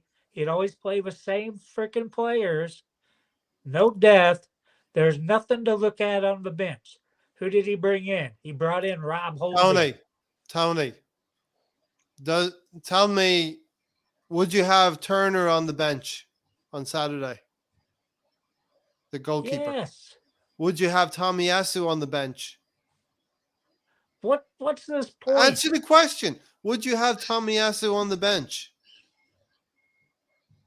on Saturday? We have a thin Quick, squad. We've had a thin squad. Say yes or no. Academy players. Tony, will you have Tomiyasu on the bench on Saturday?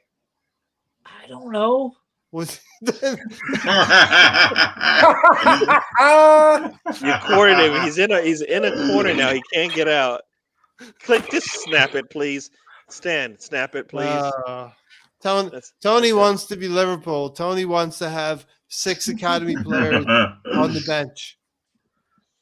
There's I no. want them to see them integrated. There's not- 2 or they're not 3 ready. every year that could play. Not ready yet. They're not Patino ready. will None of them are be. Balogun was ready. He Patino's wasn't ready. ready.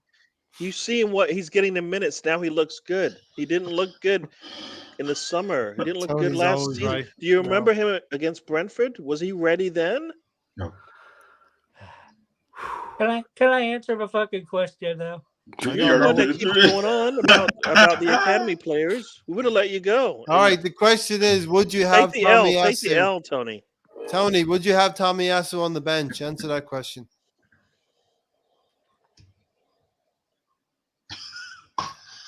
Would you have Kieran Tierney on the bench, Tony? Tony, are you there? What good other players do we have? We have a thin squad. No, we Would you don't. have Kiwior on the bench, Tony? No. Yes. You wouldn't put a new signing on the bench. Nope. You bought a player and you're not going to use him. What'll be for first time? Would you? Would you That's put what she said. Trossard on the bench? Yes. Would you put Jorginho on the bench? They're available now. They Nah. weren't there earlier in the season. Who's going to beat out Jorginho from our academy? Please tell me. Can you tell me who's They beating can out Jorginho? fucking be on No, the no, no, no. fucking team No, who's sheet beating and him fucking out? play. Name a player who will beat out Jorginho right now. The man's on his last legs of his career. What academy player beats him out? Tony, I know you're happy we're top of the league. We're 5 points clear with a game in hand.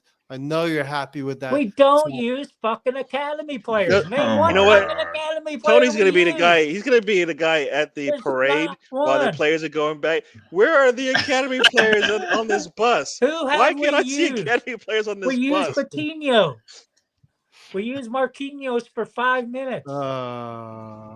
We don't right. use academy. He doesn't trust young players. Who cares? Right. Where is the 15 or 16-year-old? I think this is Ethan, right? Ethan played, didn't he? What was that guy's Came in name? for it. That was PR. PR. Yeah. PR. Look at the loan. The players are ready, but doesn't fit into the system. Yeah.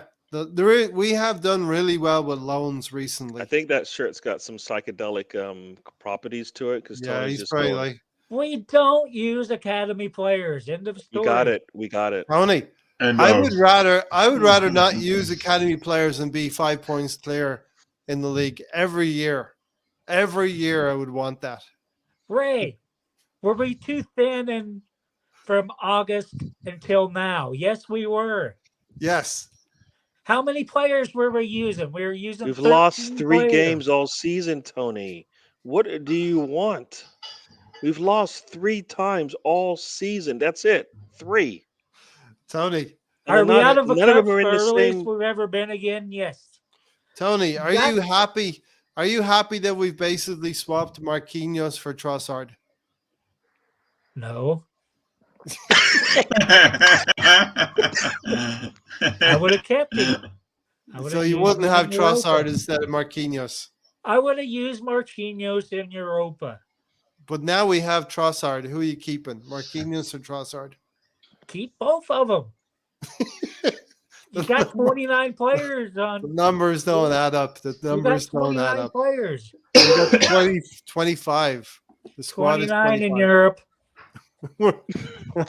Tony, everybody says you're right. I don't get it, but yeah. All right, you got your.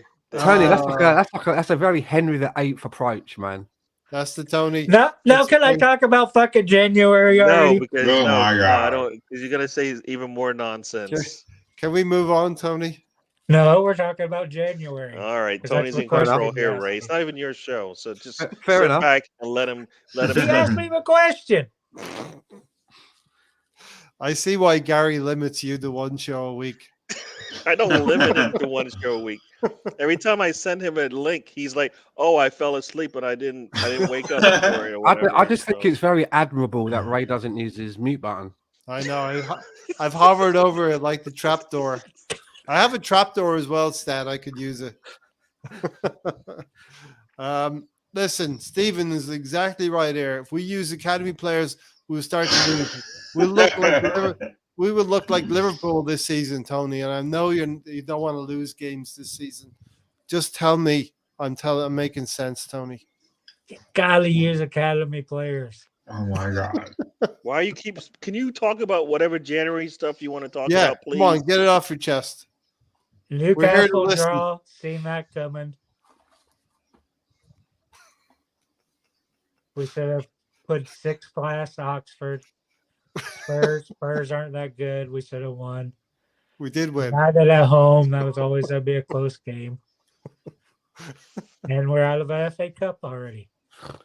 So I give it a B-. Okay, fair enough. All right, I'm glad we got through that. It took a long time.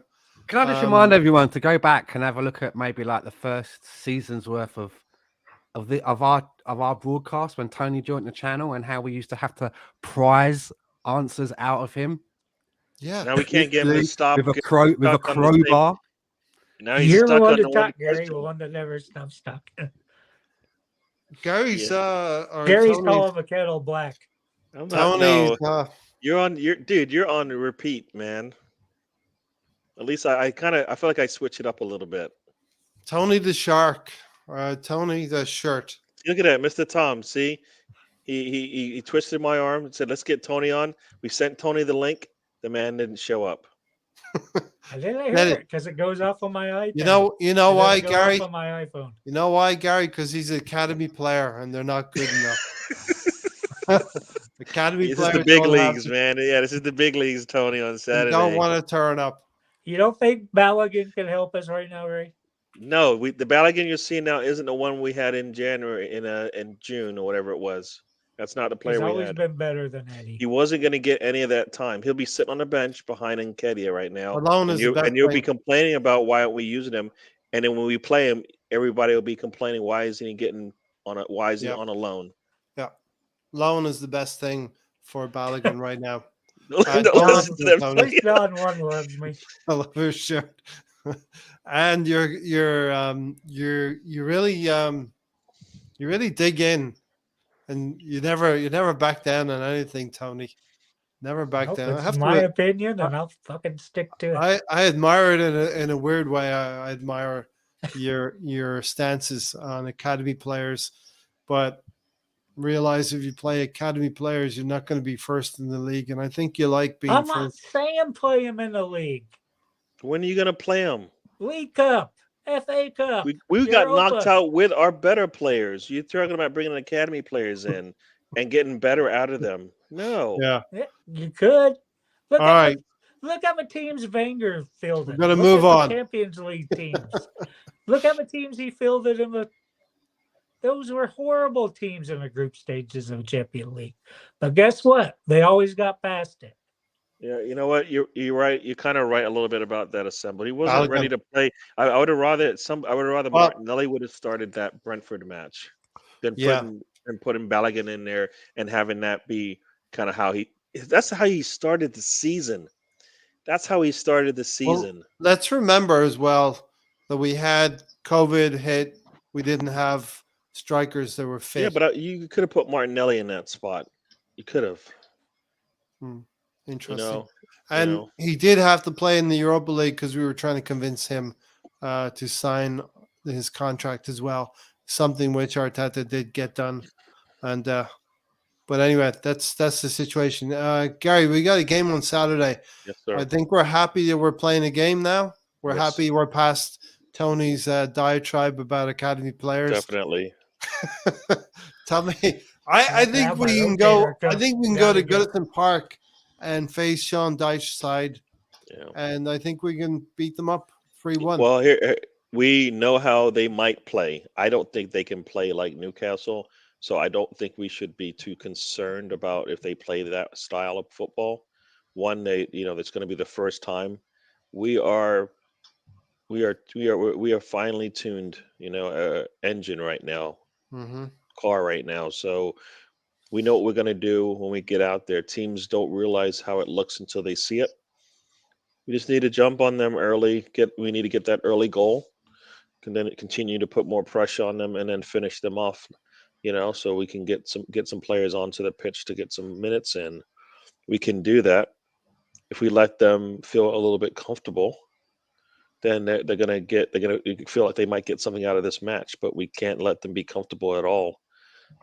We've got enough numbers to do that, and then if we bring on the Trossard late in the game, that should finish it off, and Jorginho will help finish it off as well. So I think we've got this is another one of those tests for us. Hmm. We've had Every week. we've had 19 tests. This is test number 20, right? Yep. They're bringing their this new manager bounce thing. Well, we've got new player bounce coming off the bench. We got a new bench bounce coming on, right? Got players coming I off like our that. bench that we know can do a job Yeah. because we've seen it, or we think we're going to see what we've seen in the past from them. So, no, as I keep saying, we are confident in the style of play that we play, and we should be fine going into any match. And we've seen, like, if you come out and you play it away, I just came on and said Gary and Stan are absolute legends. hey there. They are absolute legends. I can't remember. Is that Seb? I think it's It's Seb. 312 Gooner from not Okay. another I think I got the name wrong, Arsenal but I think I podcast. got it right. But Thanks for I, coming Big up. by, man. yeah, welcome. Thanks for joining us. Yeah. No, I think we should be Tuesday nights, confident. right? That's the Tuesday night show. Yeah. Yeah, Not that's another not, Arsenal not podcast. yeah, Mhm. yeah, Worth tuning into, man. yeah. Yep. That's with himself, Mike Hertz, and also Kelly. Yeah. And Oh, I so think, there's Sebi, right? So that's Debbie as Sebi. Seb well. as well. Yeah, Yep. worth listening into, guys. Yep. Definitely. No, I think it should be another 3 points for us. If It's a lot more organized over there. well, they don't have Well, we they don't have don't have a Tony. Tony. They don't have a Tony. And look at the shirt. The shirts. It Rick- starts with Rick the and shirt, Tony. to me. and it just Mike's goes always downhill from liking my there. comments. So you take it. Tonino. Tonino. So, no, I think we will. I think we should get the 3 points out of this one. Yeah. If it's a tough match, we'll win 1-0, but I think we can win definitely 3-0. I don't think they'll get anything out of us offensively because I think we do have a much better style defense. And it'd be nice to get Partey out of this match early. To Yeah. bring in Jorginho and Trossard to kind of help close this thing out. So yeah, 3-0 win is what I'm going to say. I think I've been saying 2-1, but I think our defense has shown that it's really good. And against teams like Everton, I think we should. Everton, is it Everton? Yeah, Everton. Everton. On Yeah, Dyche. we should. They're not going to. If they're going to play like people expect with 10, 11 people behind the ball, they're not going to be I think thinking they'll about play scoring. I think right? they'll play physical as well. The crowd is going to get right behind them. But maybe Sean Dyche doesn't have enough days to prepare the team. I'm Just yet, disappointed he hasn't we called can in. He Jump just- on them. Bigger thing for me is we're playing toward the start of the weekend, and City are playing right at the end. We got to put maximum pressure on City, even being 5 points clear. Let's Can I get have a it to Ritz? 8 points. Stan, can I have a Ritz, please? Let's win. Thanks. Let's Thanks. win this game in hand. Be 8 points ahead of City before they play Tottenham away from home. Stan, it's going to be Sean Dyche. It's probably going to be very physical, but I think Arsenal's superiority in moving the ball quickly will put us in good stead. I think we're going to win 3-1. Well, I think we know. I think Arsenal knows a lot about Sean Dyche teams now. Anyway, Mikel Arteta does. They've not got any surprises. They've not brought anybody in the transfer window, and maybe there's a lot more organisation that needs to be done there, and we probably are going out at just the right time. I'm very confident that we're going to get a result there. Yeah, I've not seen anything about Arsenal to make me think anything otherwise. And they seem to be a team that's a little bit in flux at the moment. our mentality's always been there. We put up a good performance against Man City. We had that fantastic win over Manchester United. I just feel we're going to go there in good heart, and I'm not saying it's going to be easy. It won't be easy. No. The first 20 minutes, the local support will get right behind them. It's going to be raucous, and we better not be staying in a hotel in the city centre the night before, because we're going to keep our players awake. With those fireworks that are still left over from Christmas. But I think we can win 3-1 and put maximum pressure on City. Alonso? I think where Everton are at right now, they're fighting. They're a very good team at the moment. But Arsenal flying high, so I see it as a blowout. I think it'll be 5-2 Arsenal. I think this is the easiest clean sheet we'll have all season. Once again, Tony, it's another team on our CV that we've had recent bad memories with. Tomiyasu got stamped on the face up there. And go ahead, I just Gary. want to say hi to Chris, not Sebi. I got the names confused. So Chris. Yeah. So this is one we owe this team a defeat, Tony. We haven't actually won there since 2017. So it's been about 5 years now since we beat them.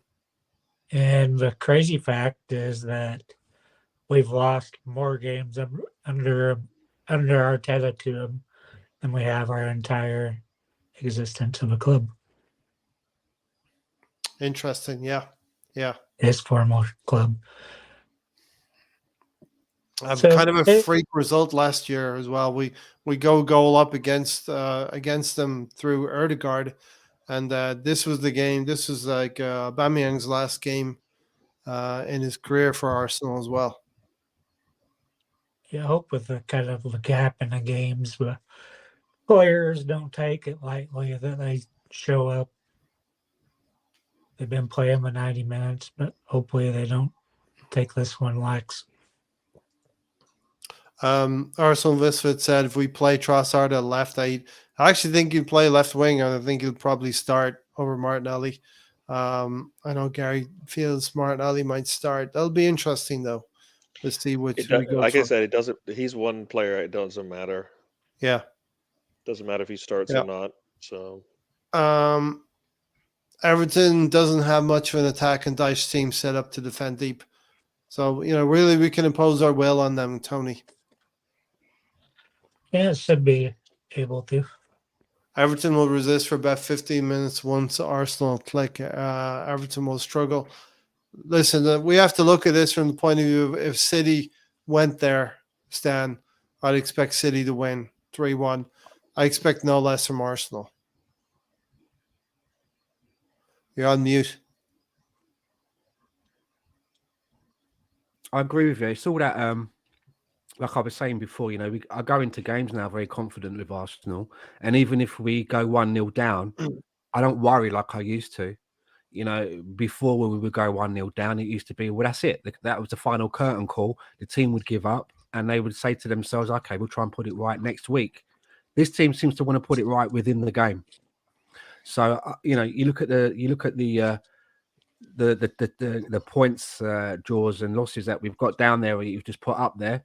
It's hard to believe that other than that contentious loss at Man United, we could be on an Invincibles run. It seems really strange to say that. Yeah. Looking at a similar table from last season, and we had all of those clumps of the losses, right? We had loads of those clumps of 3 losses. We seem to have outgrown that now. So I go into games fairly confident.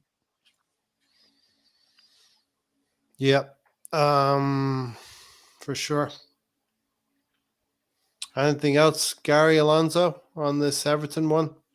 Everton, where are they? They're 19th in the league, so they're desperate to get something going in their season. But I feel like they're facing Arsenal, and I think we might have too much for them on Saturday.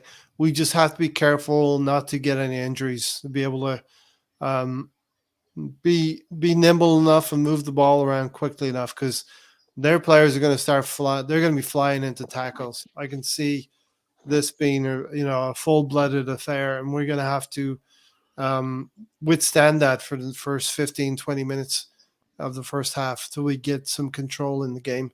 We're going to have to start well as well. Something we've done a lot this season. Everton have lost their best players too. If you drop points at Everton, I'll be displeased. Yeah, we got to do it for Leeds. We've got to do it for Mr. Tom as well. This is the problem, and I'll continually remind you that Leeds are Leeds regardless. Yeah. We need to, also close that lead on the goal difference as well. So this is a good game to do that. Hopefully we don't need it, but it'd be nice to in these type of games close it as well. We've been doing pretty good about being able to score against teams like Everton, so why not? They've scored 15 goals in 20 matches and they just sold one of their best attackers. So, they're weaker. I think I saw a. You look at it this way, right? They've weakened themselves, and we're actually stronger. Yeah.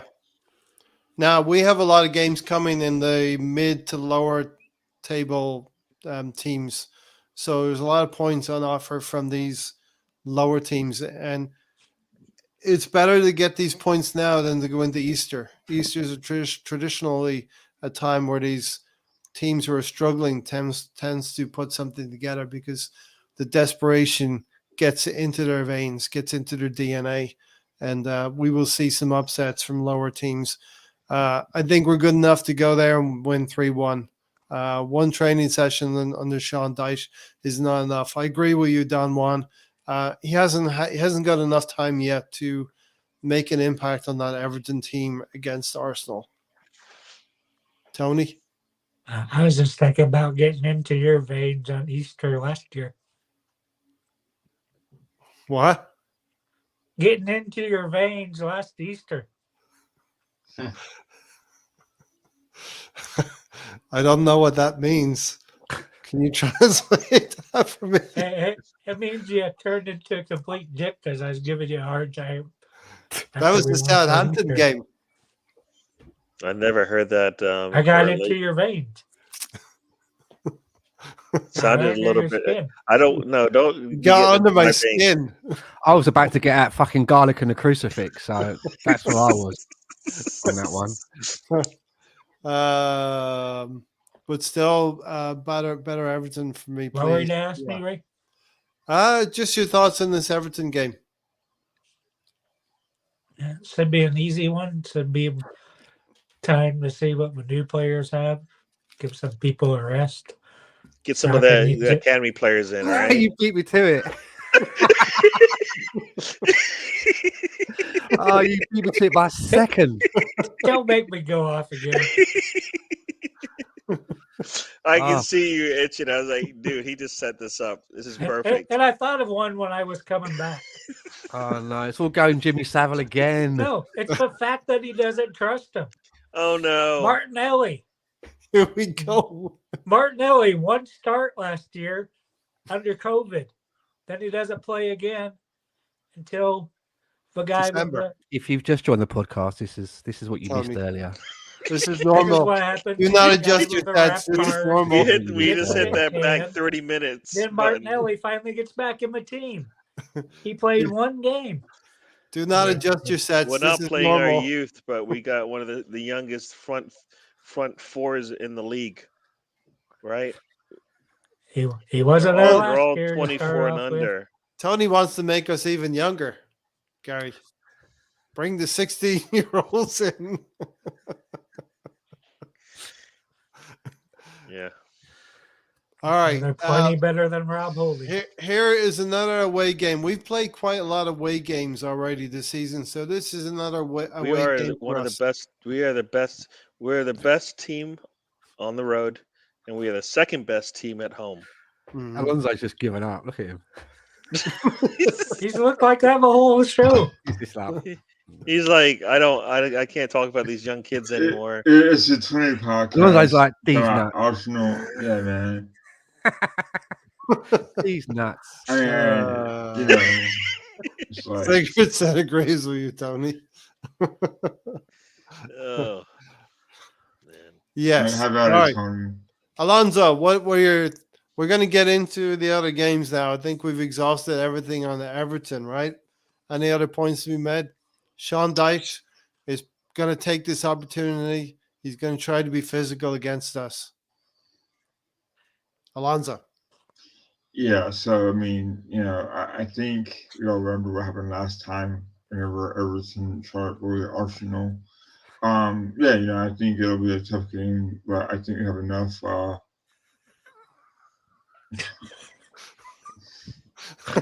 For Everton, I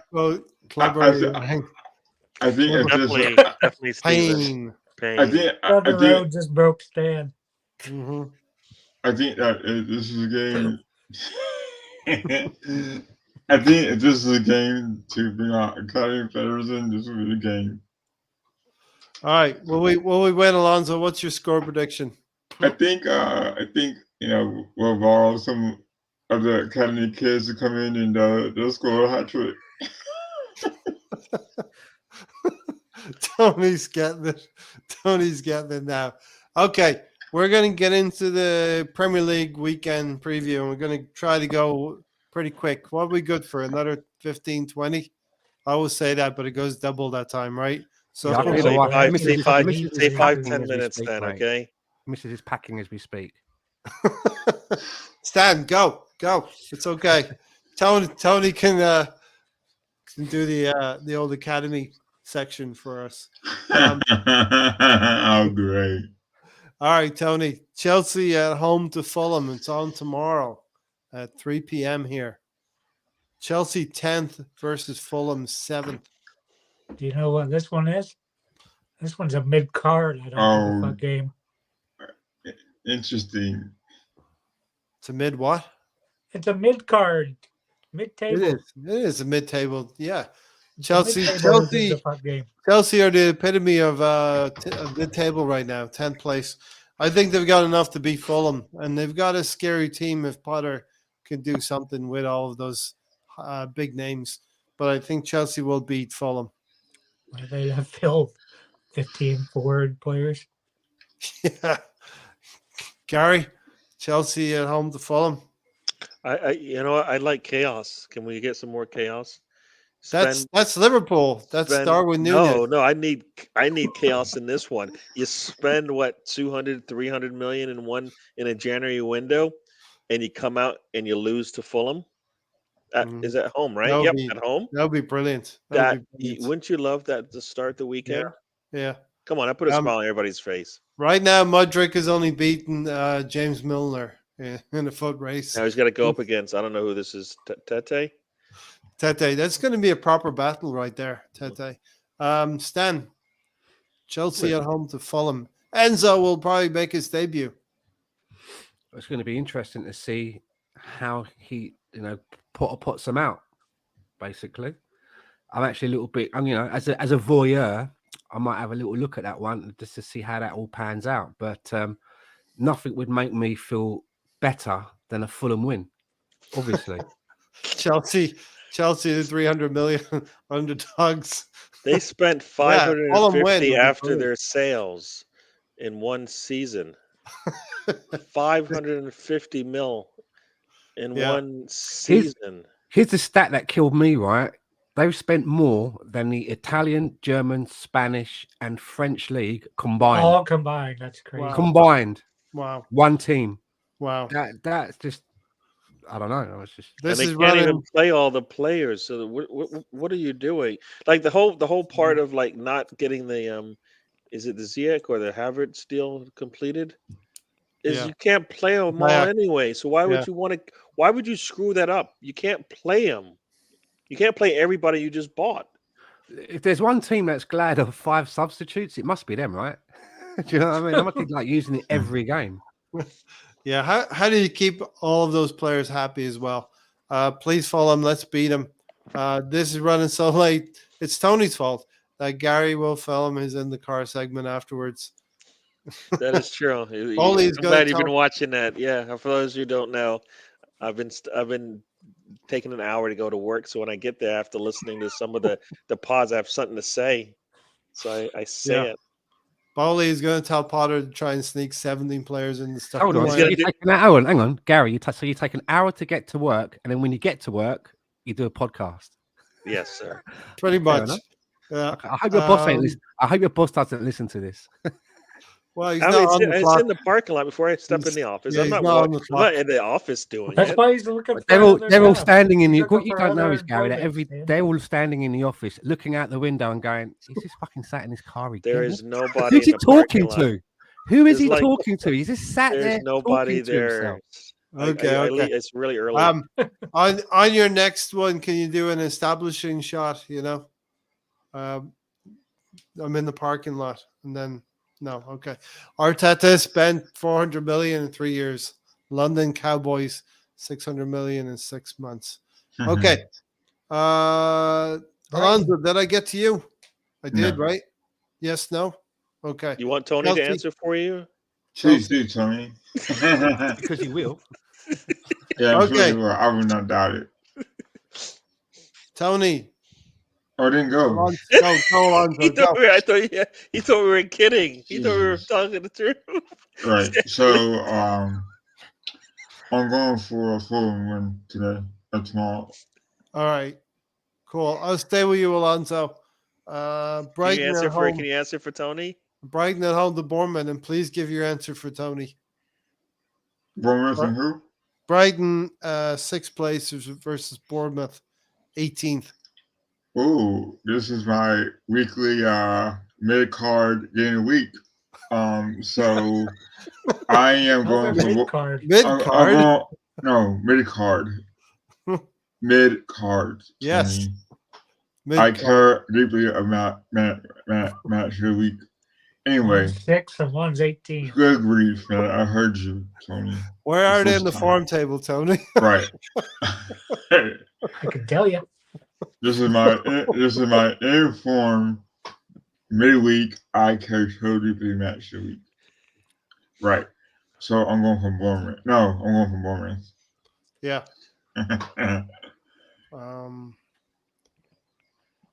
Okay. Going for Bournemouth. Yeah. Listen, I'm starting to dislike Brighton a little bit.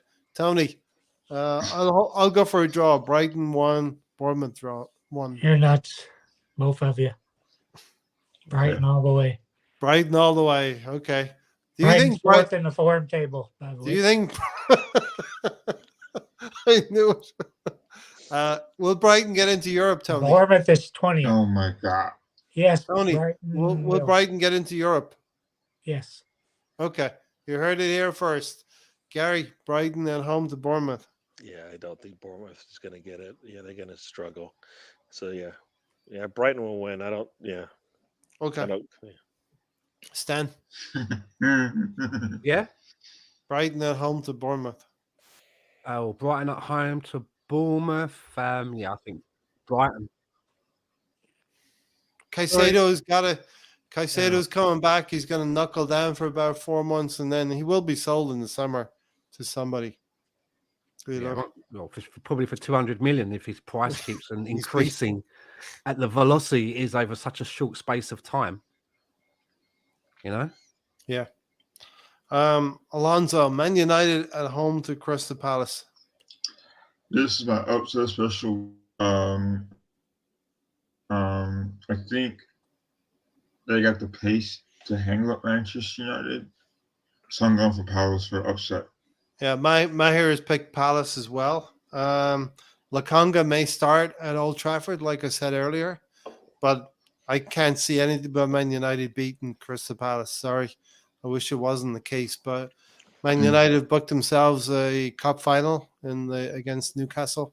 Tony, I'm thinking this one's going to be a draw. okay. Gary, Man United at home to Crystal Palace. If Sambi starts, and we've seen how he's played against Manchester United, and they are on form, so I could see it be a struggle for Crystal Palace, especially on the road. Sambi with a cracker in stoppage time. We would love that. Stan, 4-0 Palace, Casemiro red card. Stuff of the theater of dreams. Sorry, I was doing something else. Sorry, say again. Man United versus Crystal Palace. Oh, well, yeah, Sambi Lokonga hat-trick, isn't it? Gotta be, right? It's nailed on. Yeah. Nailed on. Okay, since I have your attention, Stan, Brentford at home to Southampton. Oh, well, yeah. I mean, Brentford, yeah. Southampton, I keep all waiting for Southampton to do something, but they do something still- to just stand up, get up. You know what I mean? Get up their asses and do something. Yeah, Yeah. done. doesn't happen. Southampton need to move if they're going to do something. Get out of that 20th position. Alonso, Brentford at home to Southampton. I think it'd be a draw. Yeah, I think Brentford take care of Southampton quite easily here. Stan knows. Tony, Brentford at home to Southampton. Brentford gets an easy win. Yeah. Ivan, Tony. Tony, Wolverhampton Wanderers at home to Liverpool. This is a be a draw, and Tony's will probably pick this game. Tony in third person, Tony. Tony's gonna pick this one. Listen, you deserve this for that all of that academy stuff, okay?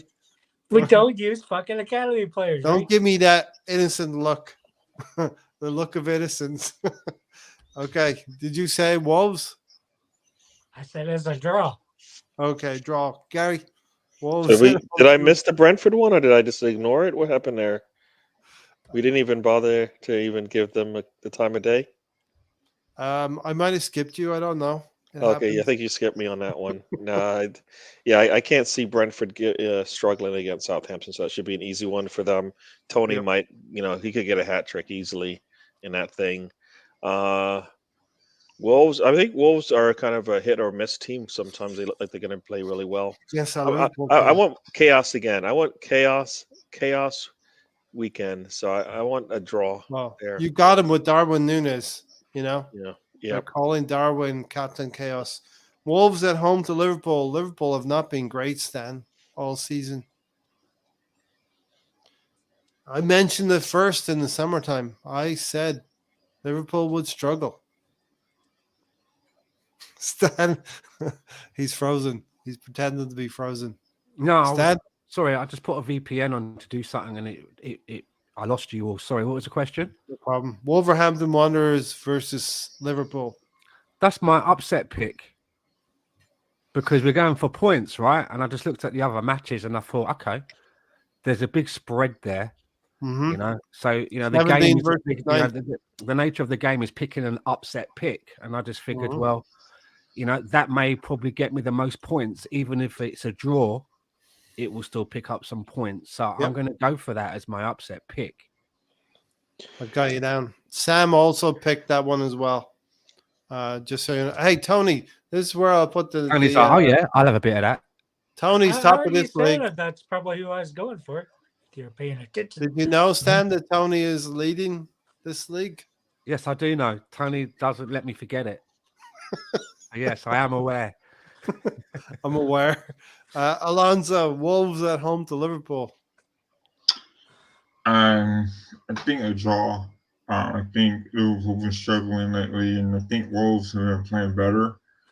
But I would not be surprised if Wolves win the game. I think they're too talented to be down the bottom of the league. Something tells me that they're gonna win, so I'm going for the win. I think Wolves will win this game.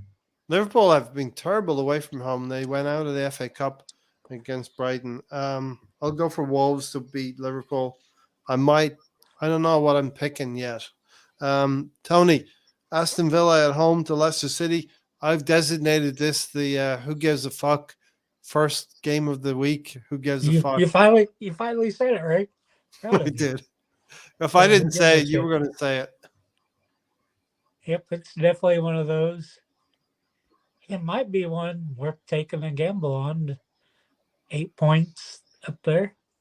14 versus 11th. I thought it was 11. You're looking I at thought the they were form 19. table again. Oh. No, I was looking at your writing, your scribble.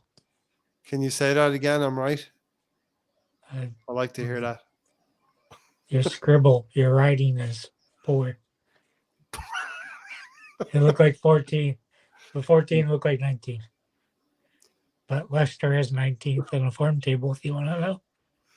Okay. But that's not why you're writing at me. What in the Kind of world a is he- long-winded answer. What is he talking about?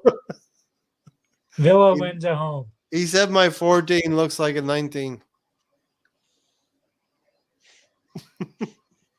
All right, Gary. Aston Villa versus Leicester. Thank you for hanging in there with us, everybody. Aston Villa versus Leicester. 11 versus 14, Gary. Draw. Draw. Stan, Aston Villa at home to Leicester. VPN. VPN, Stan. Sorry, keep muting myself. I'm sorry. Do you know what it is? I'm just trying to find CBS on a streaming thing. Don't worry. But It's all good. yeah, right. It's all good. Self plug, right? If you're gonna watch if you get CBS 9 o'clock, so help me Todd. I'm in that tonight, so I'm just trying to find a channel I could watch. We'll check it That's out. why, right? So I got a feeling that Unai Emery's going to do some good things with Aston Villa, and I want him to do good things with Aston Villa. And he's got a few good players in there, so I think that Aston Villa might be able to get a result at home. Yeah, Unai Emery's been there a few months now, and they're still 11th place. Has he improved them? They're 6th in the form table. They've gotten better. They were like 16th. He's improved. Okay, fair enough. Up to 11th place. All right. Alonso, Aston Villa at home to Leicester City. This is the perfect opportunity to say that this is my care deeply match of the week. I'm going for Aston Villa. Okay, Aston Villa for you. Tony, Newcastle at home to West Ham. We got 3 more of these to get through.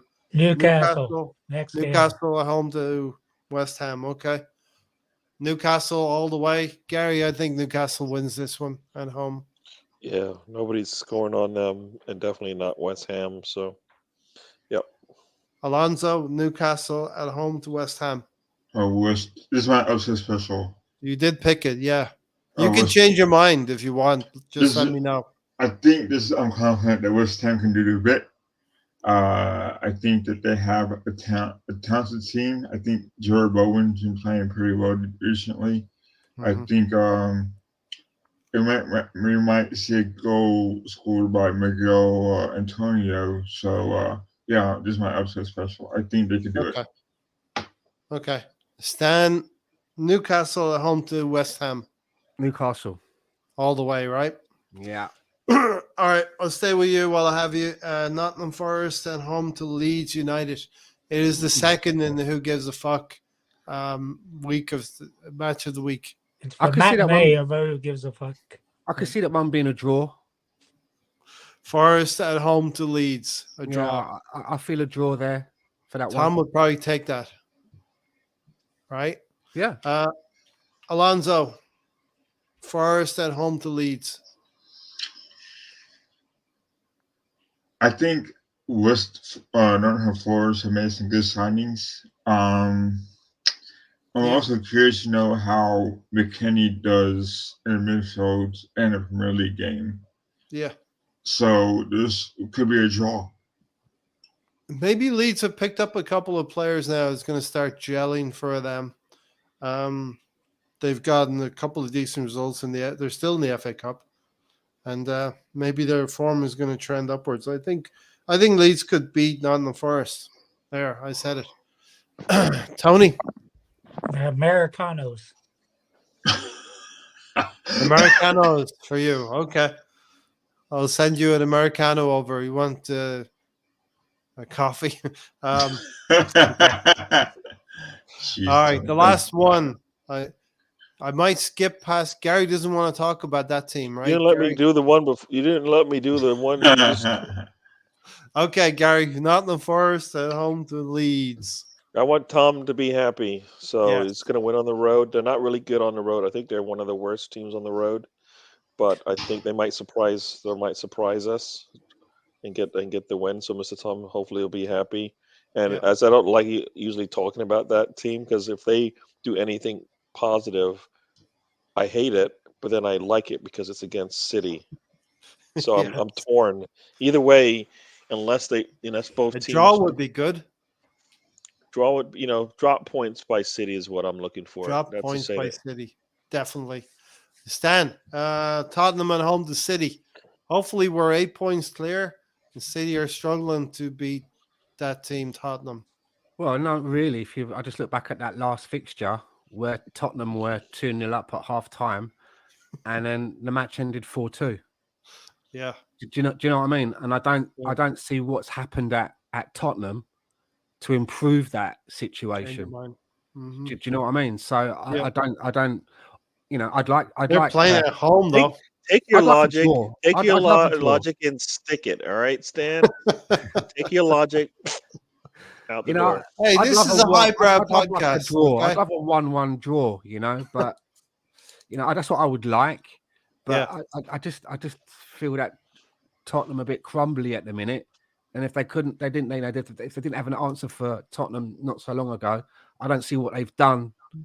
They seem to be more disarray since the last game. Talks about changing the manager. Doherty just like having his contract torn up and leaving, and they seem to be a little bit unsettled at the moment. So I don't see why they should have an improved score over the last result. Yeah. I particularly like Matt Doherty leaving that team as well and going to Atleti.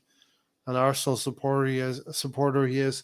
Alonso, Tottenham at home to Man City. At the end of this weekend, if things go our way, we could be 7 points clear or 8 points clear. It's a tough one. Who does Stan go for? I think Stan feels that City will win. It's a tough one. Fifth versus it's at White Hart Lane. It's at the Toilet Bowl. If the scumbags. Come on, you spuds. This will be one of the few occasions we will be supporting. Right. Or wanting We're not them supporting to them. We're not. No. None of us are supporting that team. or wanting No. them to have a positive No, we're not result. even bringing their name up. They get no. Okay. So we don't want Scum to win. No, we want something to happen to City. Yes. That's all we That's a want. better way to phrase it. Yeah. I want City to lose. Right. All right. Tony, wrap it up. Don't know how Spurs are fifth. They're shit. Everybody from 4th to 14th or so is about equal grounds. I think City easily wins this. City wins easily. Okay. And we maintain our Boo. 5-point gap. Quite important, these couple of games coming up before we actually face City at home. We have the away game at Everton. We hope we're going to beat Sean Dyche's team pretty easily. And then we got Brentford next weekend before we play City on the 15th. So very important couple of games, Stan, coming up. Man City play Tottenham away and Aston Villa at home. So any points they drop between now and the 15th of February will be very welcome. Exactly. I don't know really what more that I can add on to that, to be fair. As if other teams can keep shaving points off of Man City and we can continue to be gaining points, as I keep pointing out, it's only one loss so far this season. I think we've played every team now in the league, haven't we? There's no more surprises. There's no more. Everton. We have to play Everton, and I think we played West Ham. Everton are probably the only team we haven't faced, and City. Everton and City. Well, no, we've played them, haven't we? We have played in them. the cup. Yeah. So there's no more surprises, really. You know, if we can maintain the same attitude, which would be down to the manager to maintain that. And now we've got another addition of a player in Jorginho who knows how, you know, what it takes to win things. You know, I'm very happy and confident at the moment. I'm enjoying life at the moment when it comes to football and Arsenal. Yeah. Any final words, Dan? We'll go around the house here. Final thoughts? Any final words? No, not really. Thank you to everybody that tuned in. I enjoyed the show tonight. I can tell you that much. Really did enjoy the show. Yeah, it got a little bit contentious there with Tony and his academy kids, right? Academy kids. We win nothing with kids. Lonzo, what are your thoughts? Yeah, I'm excited about the way we kind of did the transfer. I say kind of. We went to plan B, and I'm okay with that in a way because we need experience, and I think that's what we've been lacking in previous years, especially last year. We didn't have not enough experience. So with that being said, I can't wait to see our new additions in action. I think to what we need. It's not what we want; it's what we need, and I think that's the key of instance here. With that said, I want to thank everyone in the chat for being on and hearing us busy in the chat. Also, thank you guys for being on here as well. Yeah, thank you for joining us as well. It's good to have you with us. Thanks, Stephen, for being here as well. Everyone in the chat box for dropping in and saying hello. Especially Don One. Especially Don. He's the only one that likes you. That's why. They all like me, Gary. Don is the only one. I was correct. Don is the only one who likes Tony. Yeah, listen, I think we went plan B, but it's not been the worst strategy for Arsenal. Notwithstanding missing out on One's last comment. Caicedo. I would have loved that as well. Praise to our leader, Tony. Look at that head just expanding. Should we do the plugs before we go as well? Quick plug. So if you just joined in, remember, Tony and Mr. Tom are going to be starting their wrestling podcast, the Full FOOL, the Full Nelson. Cool. So that's going to be wrestling watch-alongs, debates on territories, factions, wrestling eras, all that kind of goodness if you're into wrestling. Also, go and check out my shop on Etsy, the Gooners Shack, which has a lot of good Arsenal mugs, T-shirts, and other retro bits and pieces with new products being added frequently.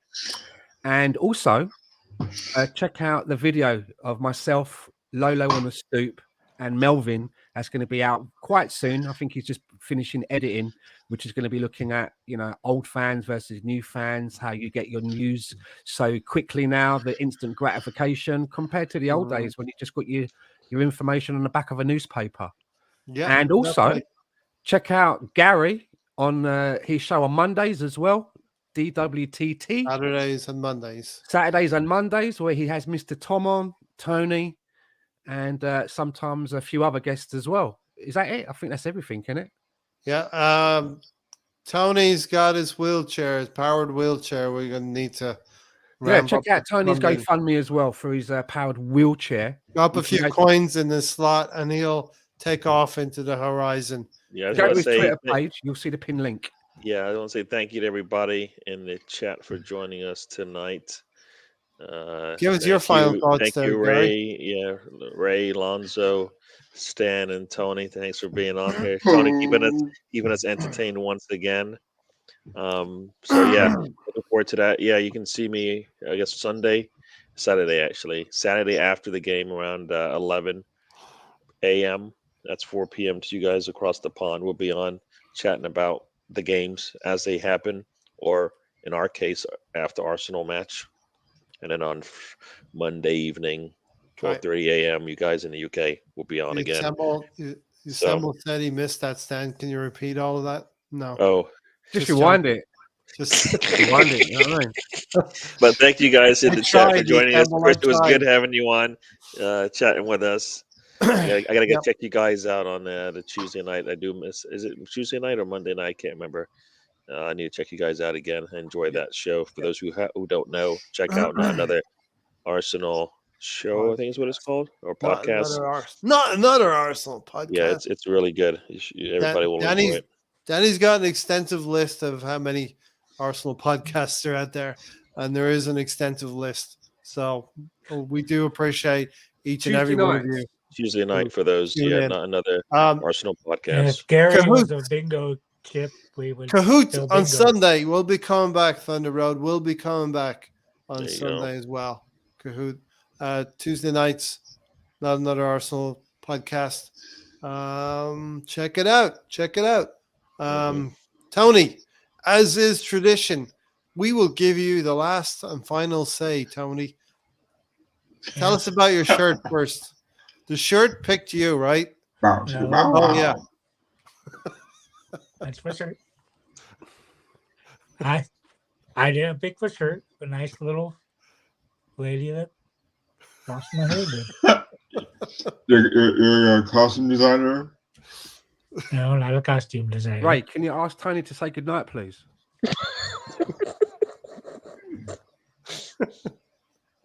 I can, but I'm having Go too on, much fun right now. I will. Yeah, you can catch me and Tom Saturday doing a live watch along of the NXT event. Lonzo stands welcome to join us. So who came up with the name of the Thanks, podcast? Tony, for inviting me. Never Who ending. came up with the name? You? Uh-huh. Okay.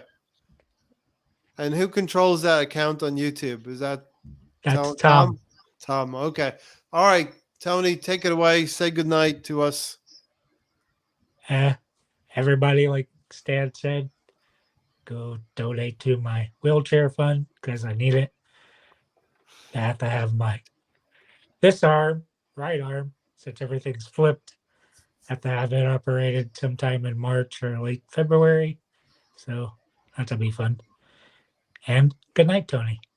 All right. Listen, we went with Plan B.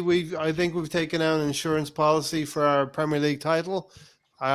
We didn't think we'd be saying that at the end of the summer window. Thank you, Tony. Thank you, Gary, for joining. Alonso, Stan, thanks for joining. Thanos.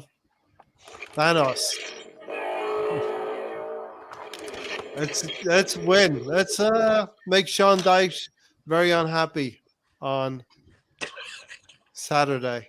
Good night. We're out of here. Take care, Right. everybody. Come on, you Gooners. Thank you for that, Stan.